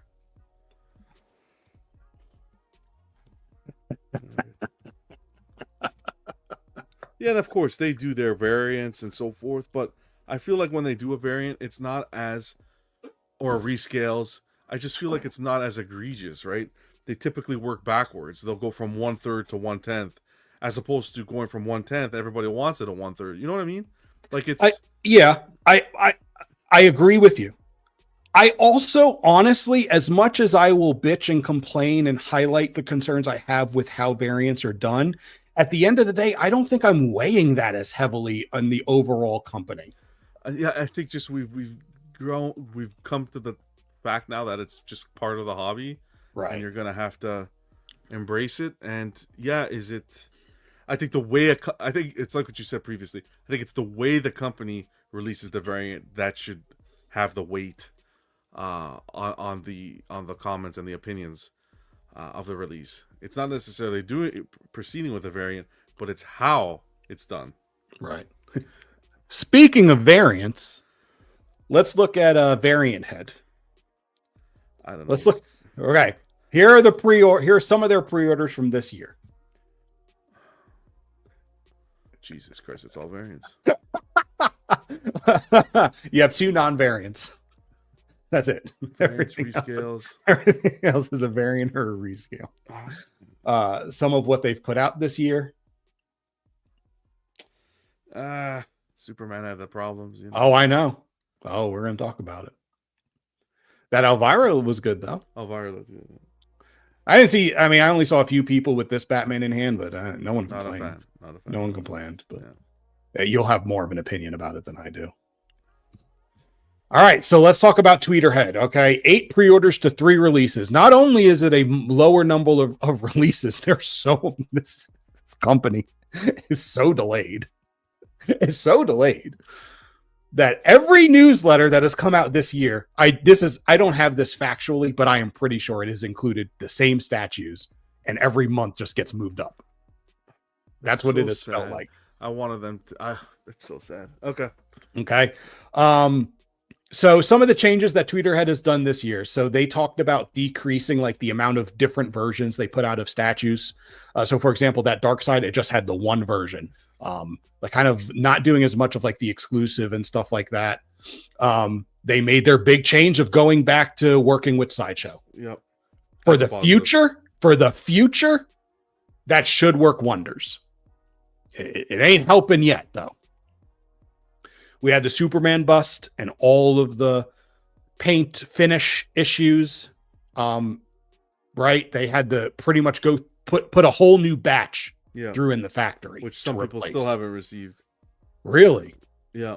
Damn. Dennis still hasn't. Dennis had it. hasn't gotten it. Yeah. That ain't good. That ain't helping Tweeterhead. I like that they were going through a whole new batch and let people just keep the bad ones. I thought that was cool of them. But you got to get the good. You got to get them the good ones that they paid for. Shipping delays on shipping delays on shipping delays on shipping delays. It is hard to realize that this is an actual working company. Like, it has been obnoxiously bad. That customer service update was this year. The no returns. Yes. I want to say that was early. Was in the that this year? I want to say that was really early in the I year. bet it was. I bet it was last year. Do you? I bet everything was last year. But I know customer service is still having the same issues it's always had. For sure. Still ongoing. Yeah. You know, the way I look at Tweeterhead, as heartless as this is, Tweeterhead's like the Titanic. All right. Or like a boat. Okay. A big ship like that. Engines are roaring forward the way they were before. Yeah. Now to get them to halt and reverse, that's going to take time. For me, That's fine. Tweeterhead's a write-off for the whole year. Unless they pull up some miraculous thing out of their ass. I feel like I don't want Tweeterhead to fail. Pieces like that Gilman, what they're doing with those 1/3 busts, Mhm. like the art direction is there. The art direction with Tweeterhead. For the new pieces that for new designs that they're actually putting out. But the fact is that they're not putting that many new designs not out. putting They're it just out. they're just varianting everything or resizing things. But the Gilman, the bus, that kind of stuff. yeah, I'm that's giving them the great. credit. Yeah, I'm giving them the credit That's great. on that. Last year, The rescaling and the variants, they're trying to put money in the pocket, right? They're trying to recoup funds. yeah, but they're not leaving any room for anything new. No. 6 out of their 8 pre-orders Yeah. are a variant of some sort. It's like Theo said again. It feels like they lost the passion. I think that's. I don't know. I feel like it comes to a point where they lost the passion, and they have their back to the wall. It's, how do we dig ourselves out of this hole, right? I think they've dug themselves in a hole with the delays and maybe not out of their control, but the way they communicated with the community was always in their control. You know, the more we talk about Tweeterhead, I'm wondering. I know it didn't get as bad as, but I just feel like we're talking about XM in a way. They didn't disappear, They but didn't disappear. Yeah. but like, damn. Yeah, I'm the horror stories I heard with the customer service, that was really bad. Again, the positive, the biggest thing they did this year that was great was realize that they made a poor decision, and now going back and reverting back to having Sideshow distribute the product. Right. That's the one flame in the thunderstorm that they have for me. The one positive that's keeping me a little bit of hope for them to be successful, but it's gonna take time, and I don't think that there's enough time this year for them to completely get back on track. I think it's gonna take time. They got to clear out their backlog and hopefully next year will be bright for them. Hopefully. Yeah. But This is a D for me. The D. I would. It's a D. The same grade I gave XM, but for different reasons. I'd go D minus. Oh, Tweeterhead. Oh, Yeah, Tweeterhead. I just considering just because I run the community watch and the Yeah. amount of people that have reached out and stuff. Although I will give them a shout out. I met a good friend Aspen because of them. An issue that a friend of his had. That's how we met, Okay. and he's been awesome so far. He's been Yeah. awesome since the day we met. So I'm grateful for that. But that's not getting them any points on the grading system. No. And it's just been ongoing, and it almost feels as though there is no light right now. I know that you know, they're putting things in motion like with Sideshow and stuff, but when your statues are just getting delayed and delayed and delayed and delayed and delayed, the same statues over and over again for this entire half of the year, and people are still having trouble with your customer service stuff. I mean, there hasn't been that many customer service issues recently because no one's getting shit to need customer service for. Yeah. So like it just feels like they are dropping the ball in so many areas that I'm wondering what they're actually balancing on. It's one thing to wait, but then to wait and have pain issues and so forth that you need to wait to get a replacement. That's fuel to the fire. But D and D minus. Yep. Who's next on the docket? Oh boy, the Flaming Phoenix. Right? It's Phoenix. Yep. Here's some of their pre-orders for this year. Nice little mix here. Yep. Some of their releases from this year. Mm-hmm. I see one good one because I own it. I see a decent one. That one. What you gonna say? Say it. I'll stay quiet.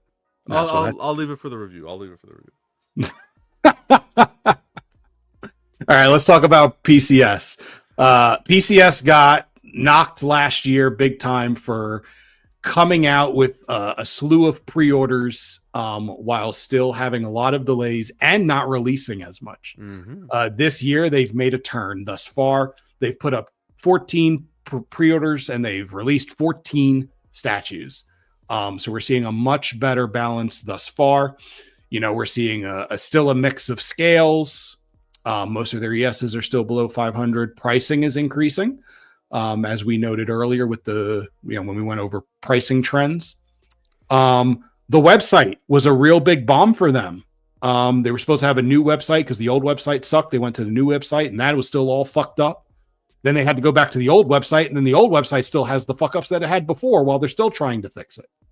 And to be honest, it's still not finished. There's still things people have pointed out aren't there.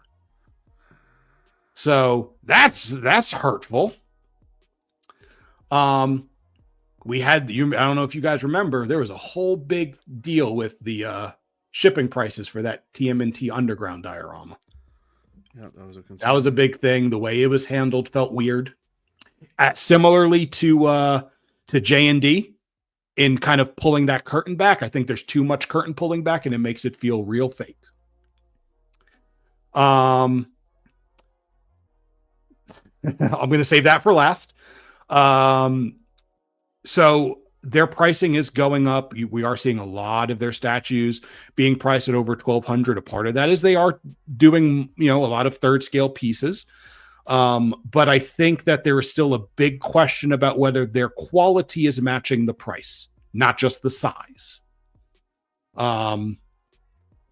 They've tried to spark a little excitement in their group. I mean, I think was it this year that Alex was hired? This year, yeah. This year, right? So, Alex from Rad Titan was hired to be their, I don't know what his title is, but social media manager and stuff like that, public relations stuff. Tried to infuse a little bit more excitement in that group with the Teaser Tuesdays. Yeah. That didn't last very long. It took a big break, and then they came back with some more teasers.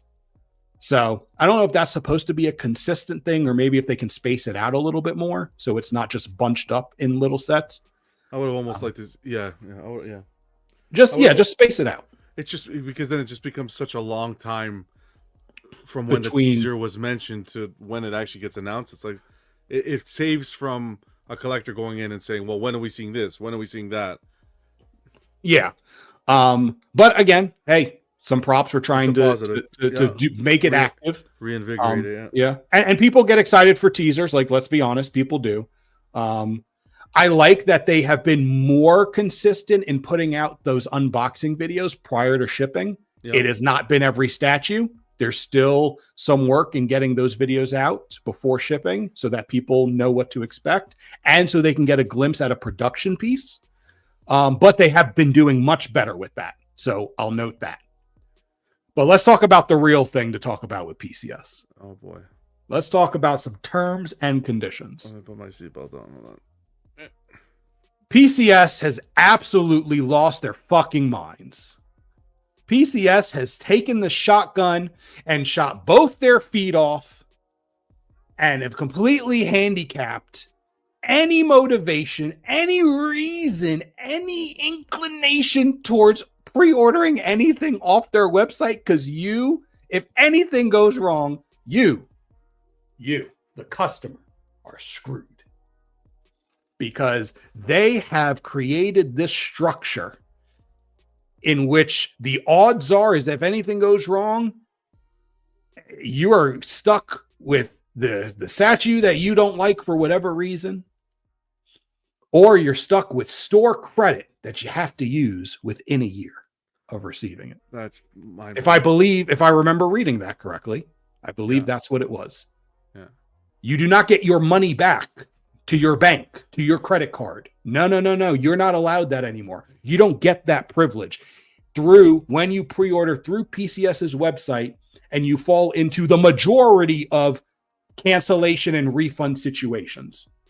There is a very small window, a very particular window in which you can get your money back. And I think it's if you cancel or you don't make payment. I can't remember. It's like 60. Let's just say it's about like 60 days from when you pre-order. If you cancel, you can get, because I think it's like 2 payments. I think that's how they measured it by payment plan. Yeah. If you make 2 payments on a payment plan, you don't get your money back. You got to ship it back at your expense and a whole bunch of baloney. Yeah, that lights a real fire. I've never seen a licensed okay. There was a scenario too where a customer was offered to send it to someone to repaint.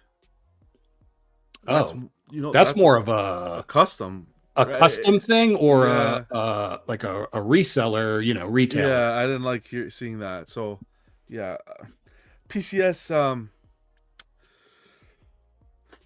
I think PCS improved in some areas, and where they've improved, they've lacked in others. Yeah. I think. Yeah, go ahead. Public relations. Take the reins. Let's kick it off with public relations. Yeah. I like what they're doing in the Facebook group, right? Because that's what they mainly do, the PCS main Facebook group. Mm-hmm. I like what they're doing, kind of trying to get, topics and fun teasers and get people excited. But at the same time, what they've stepped away from, which another company does that is not very favorable, is I don't like the fact that if somebody wants to express a concern, ask a question, that doesn't shine a positive light on PCS, that's not really accepted in that group anymore. It's more email customer service to get the answer. As if you post something publicly and it's seen, it's not an image they want. I don't like that because that's not how they started, right? Negative comments, positive comments, everything was embraced. Now they're trying to move away from that. That's a knock, in my opinion, on the public relations. I don't want to just necessarily contact a company. If I want to reach out to my peers, if I want to get opinions and so forth, I want to be able to do that without having to worry about my comment being deleted. A comment being deleted and a comment not being accepted in a group is the same thing for me. You know what I'm saying? So I hear you, and I share the same negative sentiment towards this shift, but I only really share the negative sentiment because it's a shift, because they were more accepting of that in the past from the beginning. Yeah. Because otherwise they have moved to the status quo of other licensed companies and their groups. Mm-hmm. They have. You will find a similar thing with Sideshow, and you definitely find but they've said one. But they've come out. The reason why I hold them to a different flame is they've set the precedence.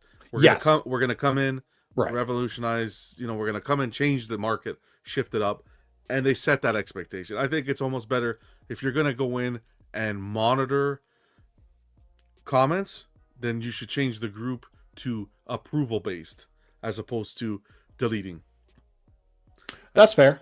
Yeah, I just think it's a bad look. Someone shares a concern and you don't like the way it's worded and you delete the comment. Right. Even if it's a respect. I just don't think that's a good look.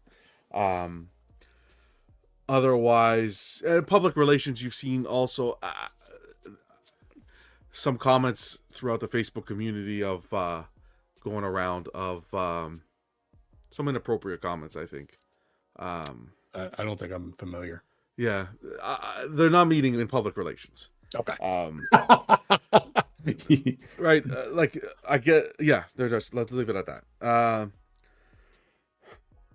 Attacking other companies and so forth. They're on the right track. I think Alex went in there trying to reinvigorate that Facebook group. It's working for a little bit, but a few things to tie there. Customer service. I think this is where I put their terms and conditions. Yeah, this is where I put their website. Yeah. It's customer is not being serviced well. Yeah. In my opinion. I think their communication's lacking, right? Because they changed the terms and conditions. They didn't communicate anything to, like, even if you didn't have to go into detail, just put up a post on Facebook saying, hey, our terms and conditions have changed. Here's the link, right? Yeah. Good. Otherwise, it feels like you're wanting to trap. It's undermining. The other thing I didn't like about that change was the fact that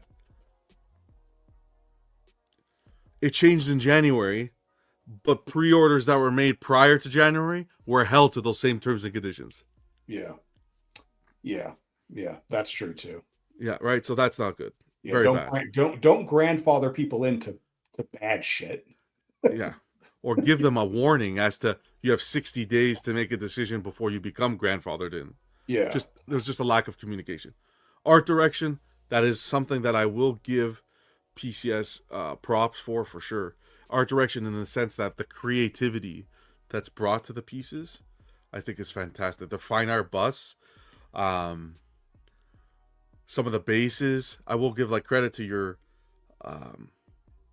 which one did you get? The Leatherface? The way the hands coming out of the floor, the life size, not the life size, the 1/3 Star Wars with the different kind of storytelling bases to make it different, so it's not like what's been out in the community. I'll give them props for creativity. I think that PCS does a fantastic job. That being said, unfortunately, I think end product needs to be worked on. QC needs to continue to be worked on. And focus there in the final production. We saw. Can you go back to the pictures that were released today? I just want to make sure it's the one. Like, for example, the killer clown and the miscoloration of the popcorn on the base. Oh, the popcorn. Something Such a simple ass so bit. small, and some people complaining about the Vampirella and the way the blood looks like maple syrup. Now, that being said, it matches what was shown in for the prototype. So, do I think that should be used as a scapegoat? I think there's always room for improvement, whether you show it in the prototype or not. But in their defense, you know what you're ordering because that's what's there. But quality control wise, I think they're better than they were last year. But I think they need to tighten up the screws a little bit. Yeah, you had some seams, some ugly seams on some of the Wolverine 1/10 scale stuff. And the face too. I think people weren't completely enthused with however the ooze or the water or the liquid was done with the TMNT diorama. Yeah. I believe, I think that was a thing. Chun-Li, the bar on some of them didn't actually touch her shoulder. So yeah. So there's some things. Morgan was nice. Morgan looked good. Yeah, we'll see if more people get it in hand if there's anything more. But the Carnage bus looked good. Yeah, and that's a lot of pieces. That's a lot of parts. And they were able to deliver on that. Yep. So I think the ability is there. I think that the focus on spreading that ability around, maybe not so much. And it's not to say that, and again, I don't want this to be a cop-out, but it's not to say that companies don't put a little bit more focus on some of their lines than others. Mm-hmm. That happens. I think sometimes it's a little too obvious when it happens. Mm-hmm. From the art direction and the overall design and what they show at prototype all the way through. Sometimes I feel like it hasn't been that much as recently, but there were definitely times where we were calling out, wow, this went through their crap factory. Yeah. Comparatively. I think that PCS is being creative in ways that are really cool. They too are delivering in IPs that other people aren't doing. Whether those will be successful or not is a different story. Though whether I agree with the direction they're taking some of those IPs, these niche IPs that they're pulling out, that's a different story. That's also personal taste. But they are trying to deliver things that other people aren't. So that I will give them. And it comes with a different flair. That I will give them. But their production quality has room to improve. And I think that people that maybe this part is maybe less on PCS, but when it comes to them revealing their prototypes, actually it does go back to PCS, because I think this would be a nice area for that whole giving feedback in their Facebook group. When PCS puts up these prototypes, there needs to be a better space for PCS to receive that feedback, so that when you do get to the production and people are like, oh, this sucks. Well, guess what? That's because the prototype sucked too, but no one could really tell them that it sucked, so they can make some changes and improve it. Yeah, the whole email customer service, we saw Tweeterhead do that, and that didn't get them anywhere. So I agree with you. The whole having just a space where people can share, even if it's a separate, like a Facebook group with a chat where people can share feedback, that would be good. State of pre-orders and state of releases, big improvement from what we saw last year. You know, last year was just a slew of pre-orders, collect with no releases, hardly any releases. Now they're starting to catch up. They say, hey, you know, some of those still have a backlog, right? They still have a backlog, a little bit, but at least they're not being as egregious with the amount of pre-orders they're putting forward. No, but that brings up another point too. I think time will tell. But I think PCS really needs to try and be a bit more honest and realistic with their timelines. Yeah, I agree. You know, now, you know, they have said earlier this year that they planned, and we talked about it earlier, that they plan to shift the way that they put up pre-orders in regards to where the statue is in the production process, to try and get it further down, already in production when it goes up for pre-order.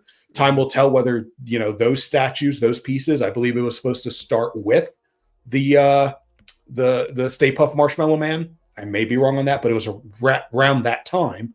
So time will tell. But some of these expected release dates that I'm putting on this tracker, they feel a little ambitious when we know that there are pieces that are still yet to be released and are past their release window.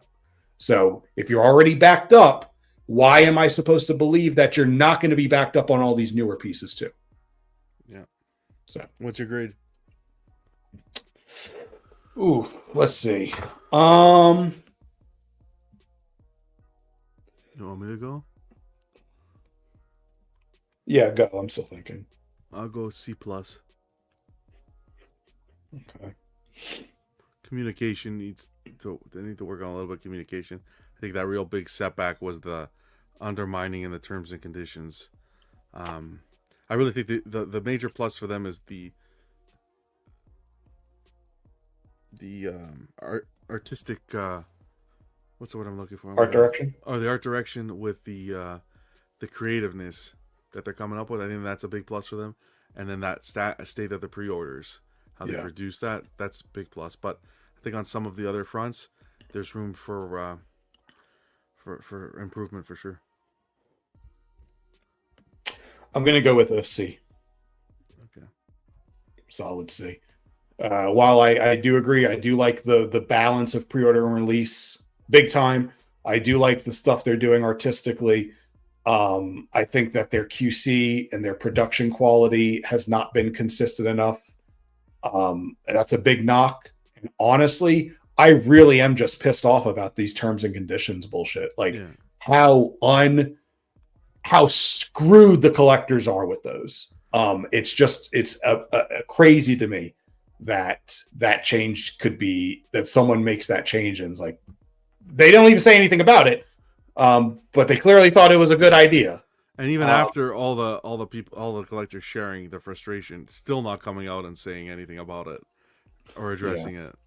Yeah, that's just wild to me. I was frustrated, and I'm not even ordering shit from their website anymore, and neither should you, for the time being until the terms and conditions are rectified. But that whole website thing has been really annoying and frustrating for me, just as someone using the website. That has been such a fucking twirly whirl or some other nausea inducing fair ride for the back and forth of that website bullshit. So hopefully they can get that worked out before the end of the year. But the biggest thing for me, I realized I didn't even bring up, I really question how many people PCS has working, because it doesn't seem like there's a lot. But you're running, you putting out statues like you got some people working, like, get your fucking website fixed. Come on. Yeah, that needs to be taken care of. Come on. Hire an extra person to do it real quick. Commanding $4,000, $3,000 for statues and have a website that's half-assed there like that. Yeah. Anyways. All right. Down to 2. Down to 2 still? Oh, boy. Oh, boy. All right. Prime 1. Here are some of their pre-orders. Big mix. Lots of different shit. Lots of gaming and anime. Yeah. Some of their releases for the year. I just want people to remember that Poison Ivy. Just remember it. All right, let's talk about Prime 1 Studio. I'm not going to go through everything with Prime 1. What I will say is this. Prime 1, I don't care whatever Johnny Maserati, whatever his last name is, says. I am not some ignorant, stupid, dim-witted, unintelligent person. And I'm not going to ignore the things that I have experienced as a collector with some of these companies over the past few years and not see the things that Prime 1 is doing and not think, feels like something's a little off. Yeah. I'm going to say something feels a little off. And I don't expect that someone from the company is going to come out and say, yes, it's off. Duh, no one's going to say that shit. So what I will say is this. There are a lot of parallels being drawn between this year and 2021 in terms of numbers. Okay, I mentioned that earlier. Mm-hmm. And to me, I know there's more than two things that could point to, but I'm going to stick to 2 things. That either points to shit is selling so well and people are spending so much money that they can be pushing out a lot more stuff because it's selling, as it probably was in 2021, the COVID years. The problem with that is we see low ESs still. We're seeing ESs get dropped. So everything isn't selling as well as things were back then. Mm-hmm. So that tells me more of, if you're putting up this many pre-orders and you're starting to go into some other areas, based on things that we have experienced with other companies, that feels to me like you are looking for more ways to increase cash flow. And if you need to increase cash flow, if you need to, maybe you just want to, and that's fine. But if you need to, that tells me your sales have been sucky and you need to do something a little different. So you need to collect that pre-order money. You need to find yourself in some new markets. You've already made a big change in the IP focuses you have. A lot of pivots going on. A lot of pivots. That's a lot of pivots for shit to be so great. Yeah. So, and then you have all of that happening with the ongoing concerns about padded shipping or just shipping prices or whatever you want to name their crazy shipping. That still exists. They are pricing things. Their prices are shifting to that higher realm. They are a part of that shift into higher prices. Now you're getting your quality for that. So I'm not saying that you're not getting what you're paying for, but it just, to me, this feels like a company that isn't failing. This company isn't dying. I'm not saying any of the fucking highly dramatic, exaggerated bullshit. That's not what I'm saying. All I'm saying is this feels like a company that's looking for a little extra change here and there. There's definitely a change. There's definitely a change. Yeah, they're looking for a little something because they ain't been getting as much of that something. That's all I'm saying. This one's tough. This one's tough because it's it's really a mixed bag, right? And some of the recent events, uh, comments on Facebook and so forth, I'm not very happy with. So public relations definitely will take a hit there. Very But reactive. very reactive, very active, and I don't know. It's not receptive to feedback, which is not healthy. Zero. They do not want Any feedback, unless it's praise. And look, I love Prime One. Like, Sure. I love Prime One as a company. I love their product. So quality control, I think they're on point with quality control. You're not hearing issues with quality control. one You're of the getting best. one of the best. Art direction, solid art direction. Pretty Pieces like decent. like the Guyver bust. That is fantastic. Like that. If you're able to capture someone who's not familiar with the IP and be able to capture their attention with a piece, I think that's fantastic. Yeah. Um, I think overall as a company, I think their art direction has been very stagnant. Safe, very And I- safe. That's a word for it. That safe is a word for it. That's a good word, actually. It's very safe. And I feel like Prime One follows a template a lot of the time. Like, so much of their shit feels not like a complete copy paste job, but like the basis for the statue. Like, okay, here's the general outline of what we're going to do. They all kind of look the same. Look, anytime they do a fucking anime diorama, it's going to be 3 people and they're going to be in the typical triangle formation. Yeah. Like they just have these templates that they come up with for the overall composition of a piece, and they kind of just apply it across, and it just feels boring. It doesn't feel like there is an artist trying to be artistic. More of just a method. What they do well, and we've talked about this, I've brought this up this year, is they are great at replication. Whatever character you want, they're going to make that character look great. Fantastic.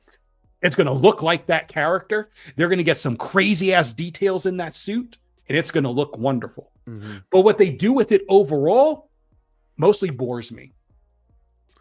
Yeah. So public relations, I think some representatives on the Facebook front, social media front, need to kind of take a step back and think twice before making certain posts. Still got the showcase. So whether you like the showcase or not, a positive in the community, getting everybody together, watching it. You can hate it. Doesn't matter if you hate it. You know you're still sitting there watching it, or looking at the pictures or discussing it with someone. Just the way they're able to get everyone together. I don't think any company has been able to do that, replicate that yet, to that degree, to that extent. Yeah, I agree. I do think I think the shine of the showcase has dimmed a lot. I don't think it in itself is as enjoyable as they used to be. Like just the showcase in a bubble. Of course, yeah.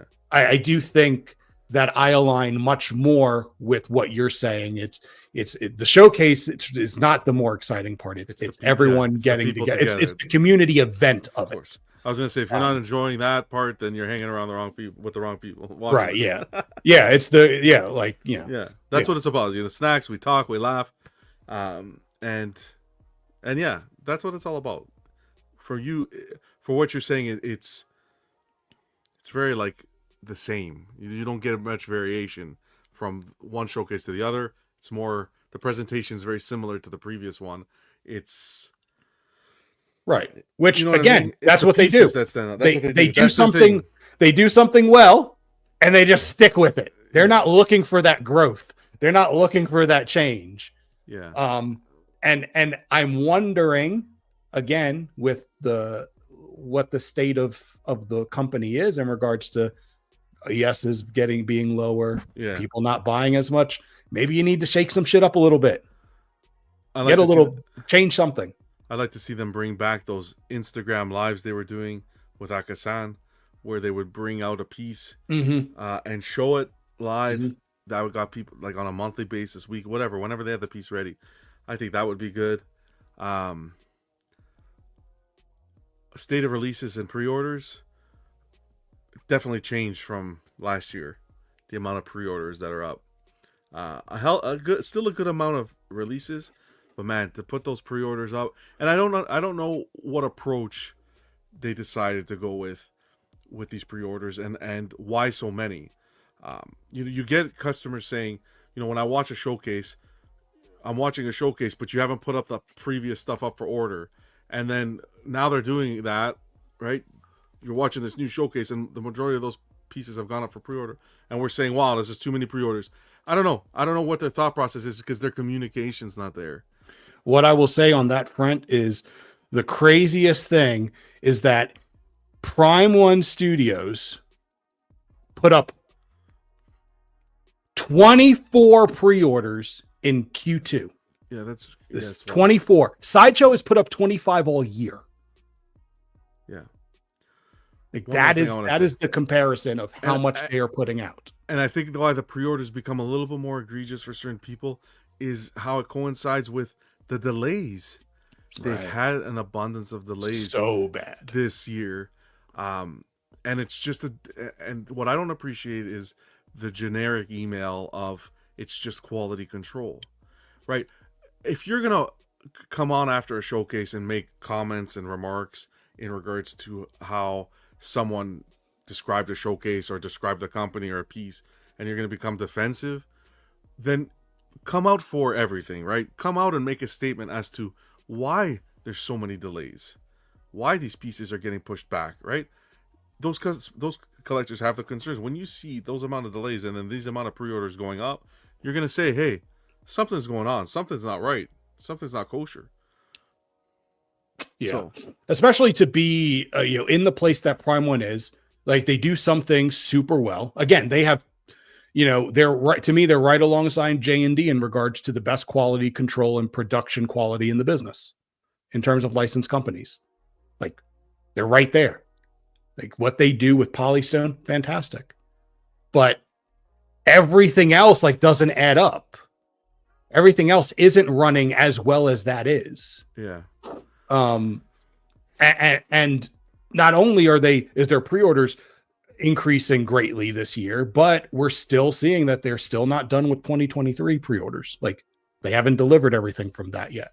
So when you already have delays and you have things that you still haven't released from a couple years ago, and you're increasing the amount of pre-orders, all you're doing is creating a larger backlog unless you have suddenly grabbed 2 or 3 more factories. And so maybe you have. But if not, you're only setting yourself up to continue having these longer production times. And at some point, I mean, clearly people get frustrated with this stuff. At some point, we got to call them out on that. Like they're creating a larger problem for themselves. Some positives. QC is there. I'm okay with the art direction personally. Again, the bringing together of the showcase, and I think price points seem to have simmered down a little bit. You get pieces like that Morgan at $1,099. Their 1/3 Real Elite Master line, $16.99 to $18.99, seem to have simmered down from the days of when they put up, like, let's say, the Terminator line at $2,000 plus and $19.99, and it seems like those prices are simmering down a tad. We'll see how it goes into the year. What else was there?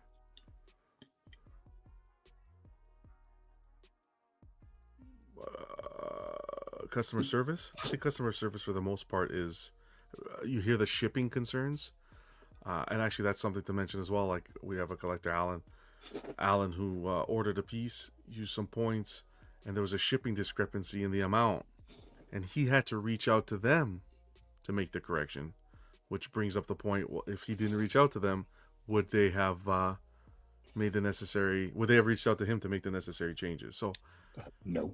yeah. So there's just a few things. I think they fell off the pedestal that they were on last year, winning Statue Company of the Year in our group. I I think they fell off before they won that award. I didn't agree with their winning. Yeah, well, can't go but with that. And I know that. I'm just saying, like, so for me, I think they've really fallen off. I don't even know where the pedestal is right now. That's a little exaggerated. That's but, a little, but yeah, a little bit. yeah, they're definitely looking up to me at some other companies. I think I see a few more other like customer service experiences. I see people like complaining that like some people reach out and they are not getting the help that they want, or it takes them a while to hear back. Okay. So I think I see a little bit more of an inconsistency in the customer service aspect and how that is being managed on Prime One's end. Okay, so where do we stand? Okay. I mean, releases are decent. Pre-orders are a little egregious. QC is always there. For me, art direction's a little boring, but it's consistent, so that's a positive. They're not falling off. I just don't think there's as much creativity. Customer service, middling. Public relations, again, it's a balance of good and bad. I'm gonna go with a. I think I'm gonna go with a B minus. That's what I was gonna say. I think I'm gonna go with a B minus. That's what I was gonna say. Yeah. If they can keep up this ratio of releases, I think it's a tall order. But if they can keep up these releases and get to over 50 releases this year, if they keep the pre-orders going the way they are, like an 80-50 split, I would be happy with that, I think. Yeah. But I don't expect it to happen. I wasn't a fan of I know a lot of people had mixed emotion. I wasn't a fan of the figures and the model kits and I don't know. It made you question. Of where are they standing as a company? Yeah, fantastic. You can look at it from two lenses. Fantastic. They're trying different methods of, Right. They're trying to enter some other markets. Trying to enter the market, reinvigorate business, but it leads to the questions: is my Prime 1/3 quarter scale 2,000 plus statues, going down to model kits and figures now? It's like, yeah. I don't think I have the reaction for the same reason you do. I think of companies that we've already talked about. I understand that they were not producing necessarily on the level of a Prime One, but Queen Studios was pretty close. And look at where they are now. Over the course of 2 years, their statue market is practically gone. Yeah. I don't expect to see that from Prime One, but you got to wonder where their priorities are going to end up lying, especially if those markets serve them very well. Will we see more focus there in the next couple of years? And I'm not one. I know some people like to crap on the company if they're not making what I like. I look at it as art. If they pulled back from DC, they're doing some gaming stuff. If they're doing fantastic. Like God of War looks fantastic. I give them the praise they need. I don't need them to be making what I collect for me to like. That wouldn't reflect the grade I give them. Yeah, no. Is what I'm trying to say. Cypher saying, can you guys record what your score? Yeah, after this, probably tomorrow, I'll put the graphics in the Everyday Collector group with our recordings. All right. Awesome. Last one. Sideshow, baby. Let's do it. Some of their pre-orders this year. Okay, decent little mix. Yeah. Star Wars, original comic stuff, which isn't up here, but they're Witch of the Woods and stuff. We got some Marvel, DC, lots of characters. I want to make note of this, and I'll make note of it when we talk about it. Lots of characters that have not been done before by Sideshow. Some releases this year. Look how on top of it I am. I already got Mystique up there. Come on, guys. You know my ass was editing this every day leading up to this. Let's talk about Sideshow. This is good too. Okay. Sideshow has a real nice balance of pre-orders and releases. Sideshow is the king of turnaround. It's the end of it.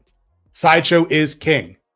They have 3 statues left, and they will be the only company to have delivered through 2024.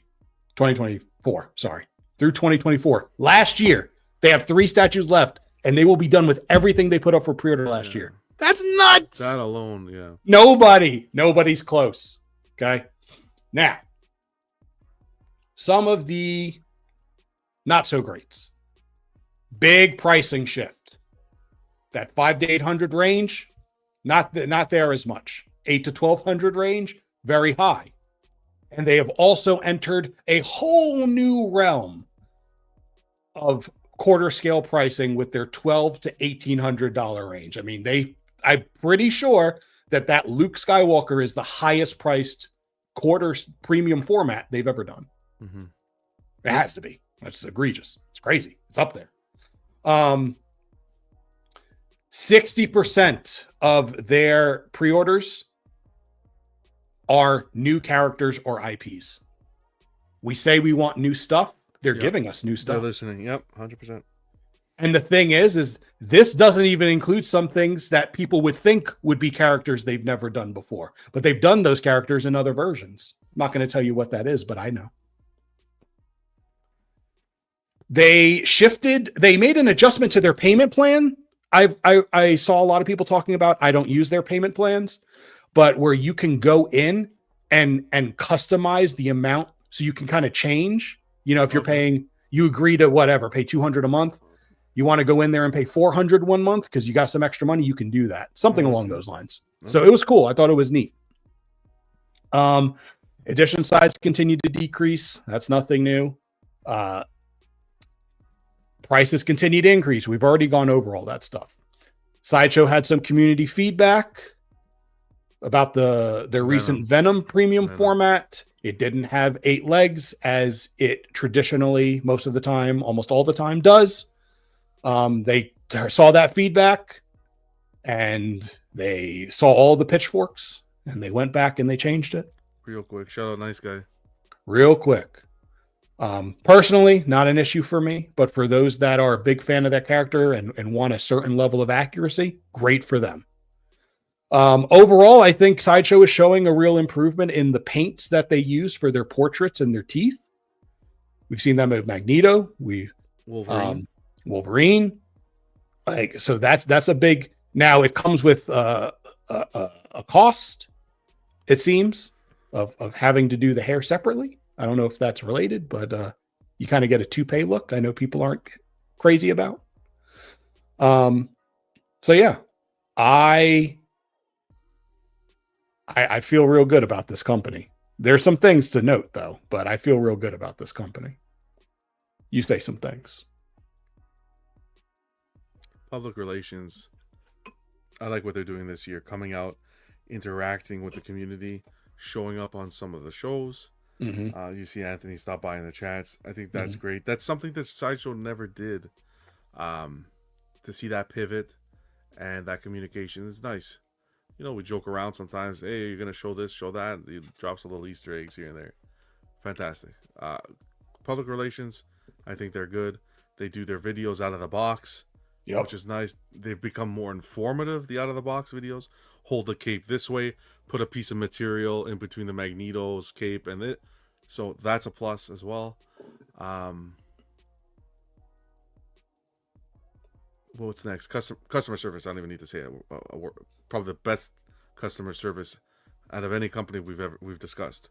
I've been working with their customer service for the past 2 months over my Succubus statue. Getting everything I ever wanted. Getting everything you ever wanted? Not an issue. Yeah. Well, it came broken. Oh, sorry. I got I didn't know that. So it came with a crack in the wing. I got a replacement wing. It came broken. I got a second replacement wing. It came broken. It's too fragile to be shipped outside of the original packaging. And that's what I told them.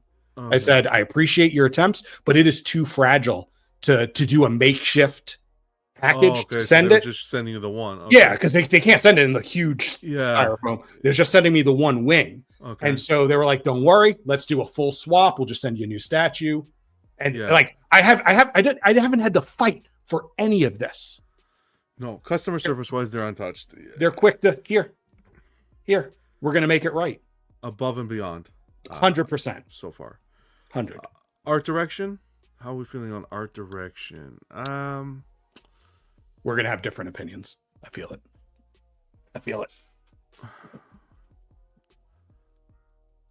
Okay, let's leave that one for now. Okay.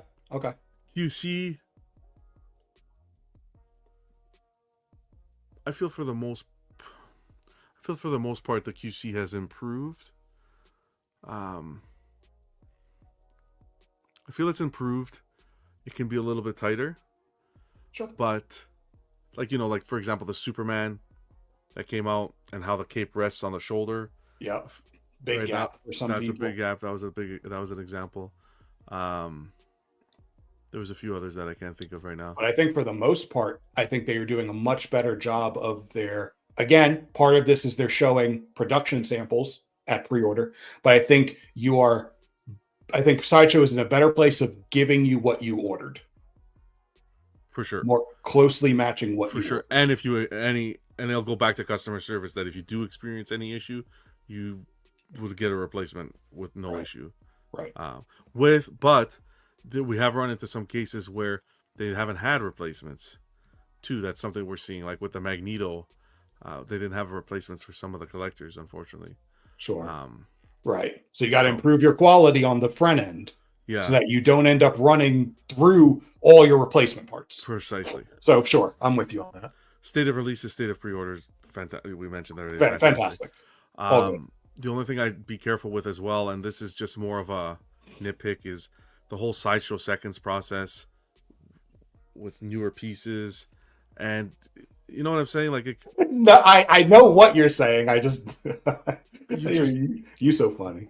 I don't think it's a big deal. It's just something to keep an eye out. The whole thing here is I want to try to get these companies to incentivize the pre-ordering, and I just feel like when collectors start seeing that just doesn't happen. I want us to move in the direction of incentivizing.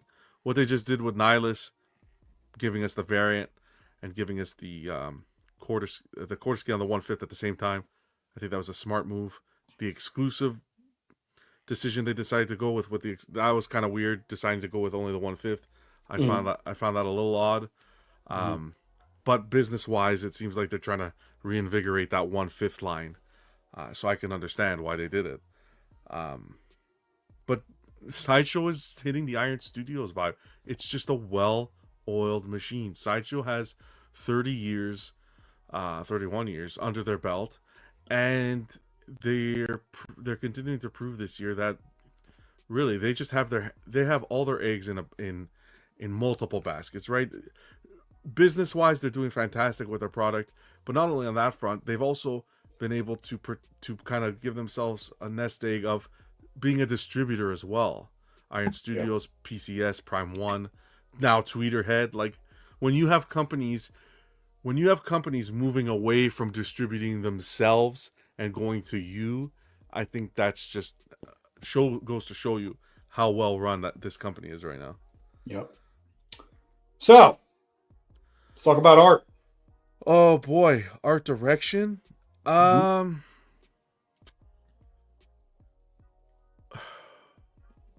The thing here, okay, art direction on their original line, I'm loving. Okay. I'm loving their original line. I'm loving what they're doing with the Court of the Dead, what they're doing with the Vampire's Lust, the Pulp Fictions. Like that's really different. I think they're very successful with that. When it comes into like the Marvel right now, I'm not a big X-Men guy. I'm not you know what I'm saying? So I don't resonate too much with those pieces. And I feel like that's where Sideshow's been dipping their hands right now, is with X-Men. Right? Am I crazy to say that? A little bit. They've Really? Can you go back to the slide? It could be just because it's almost 2 a.m. So they released 3 X-Men Yeah. this year, right? I mentioned and Court they put up 2 for pre-order.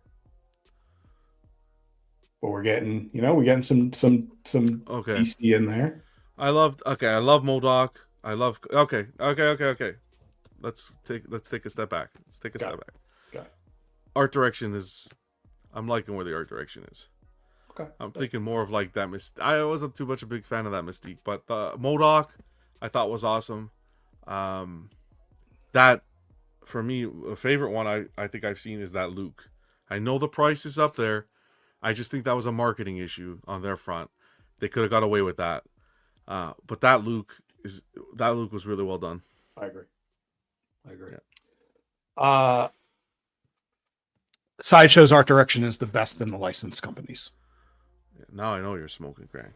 They provide such a variety in the styles that they deliver on. Mm-hmm. They are offering new characters that they have not offered before, which is less art direction, but more of character selection. But I think that's a positive too. Mm-hmm. And there's something about Sideshow's sculpts that I think they have really strong artists. Not all of them. That rogue is horrendous.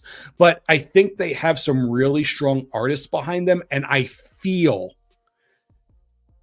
that these pieces have a unique signature based on the sculptor who has them. Whereas with other companies, like I mentioned before, I feel like things are really cookie cutter. And so when I see Sideshow's pieces, it's much easier for me to see where the inspiration is. Mm-hmm. Okay. And to feel like someone was really inspired when this was made. I absolutely I don't love the direction they have taken with everything on a personal level. But as far as the totality of their art direction and what they're doing, they are fucking top notch. There's room for improvement, sure, but I think it's fantastic. For the most part. I love what they're doing. Can you go back to that one? Which one? Releases or pre-orders? This one's fine. This one's fine. Pre-orders. Yeah, the Loki was great. The Constantine was great. Yeah, I gotta be with you. Like they've done some fucking basic boring shit before.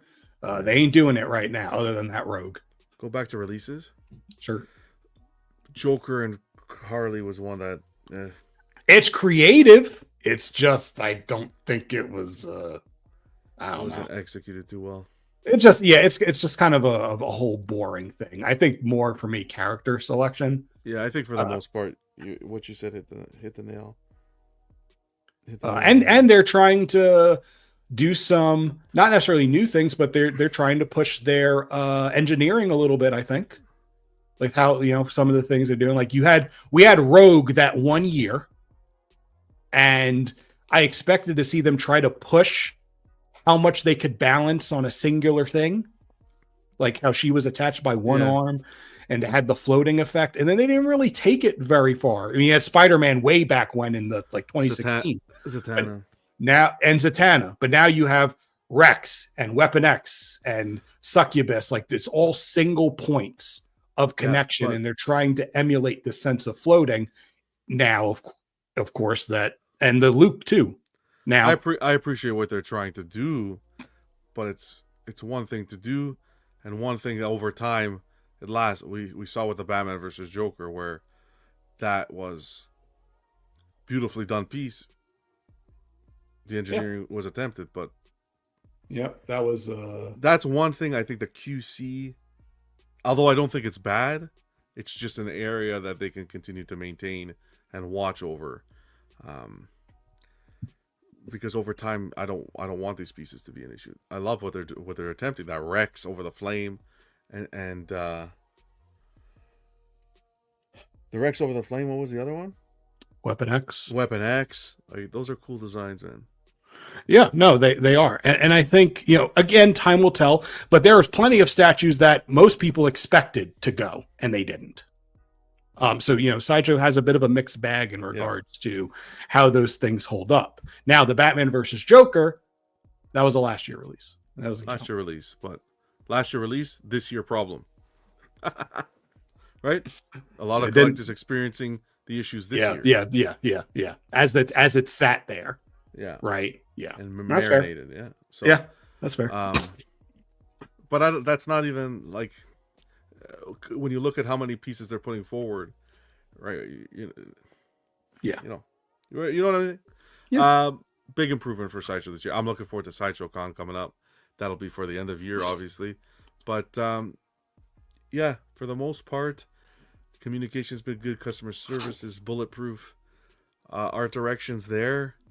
QC is just one area I'd continue to maintain. That's the one area. That's one area for me. And I think they are getting better, especially with their portraits. Yep. Portraits are getting a lot better. So, and one thing I will say this that Sideshow does the best out of every company, and one thing that I appreciate the most, giving recognition to the artists. I do like that. Love it. That's my I do favorite like part. that. Go on the website. Every artist that worked on it's there. Beautiful. What do they do? Sculpt, design, fit and sew, cut and sew. Love it. That's what I really like. So, You know, this is not even a grading conversation. I do wonder.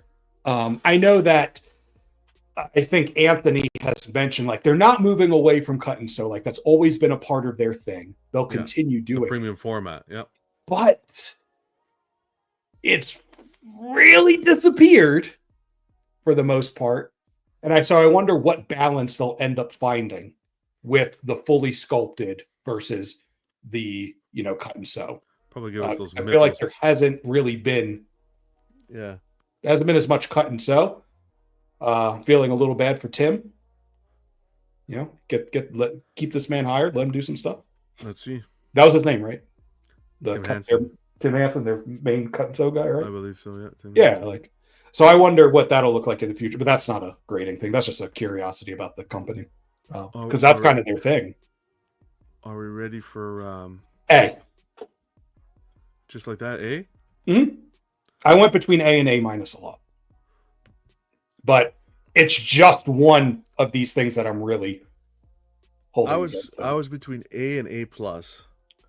Oh shit! And I thought I was fucking. Oh wow! I was A and A plus. I just feel like Sideshow's hitting the mark, and when you revert to a QC issue, when you revert to this to another issue, their customer service is covering you. So at the end of the day, you're being. Hear you. You know what I'm saying? Like, yeah, right. No company is going to be perfect. Exactly. Right. But if you have a company that's close to it, and when there are issues, it has a whole near perfect system set up to alleviate them and to fix them and to offer, Exactly. then like that's the perfect loop. So I hear you on that. I'm gonna go with an A. I want it to be an A plus by the end of the year. So to set some expectations would be to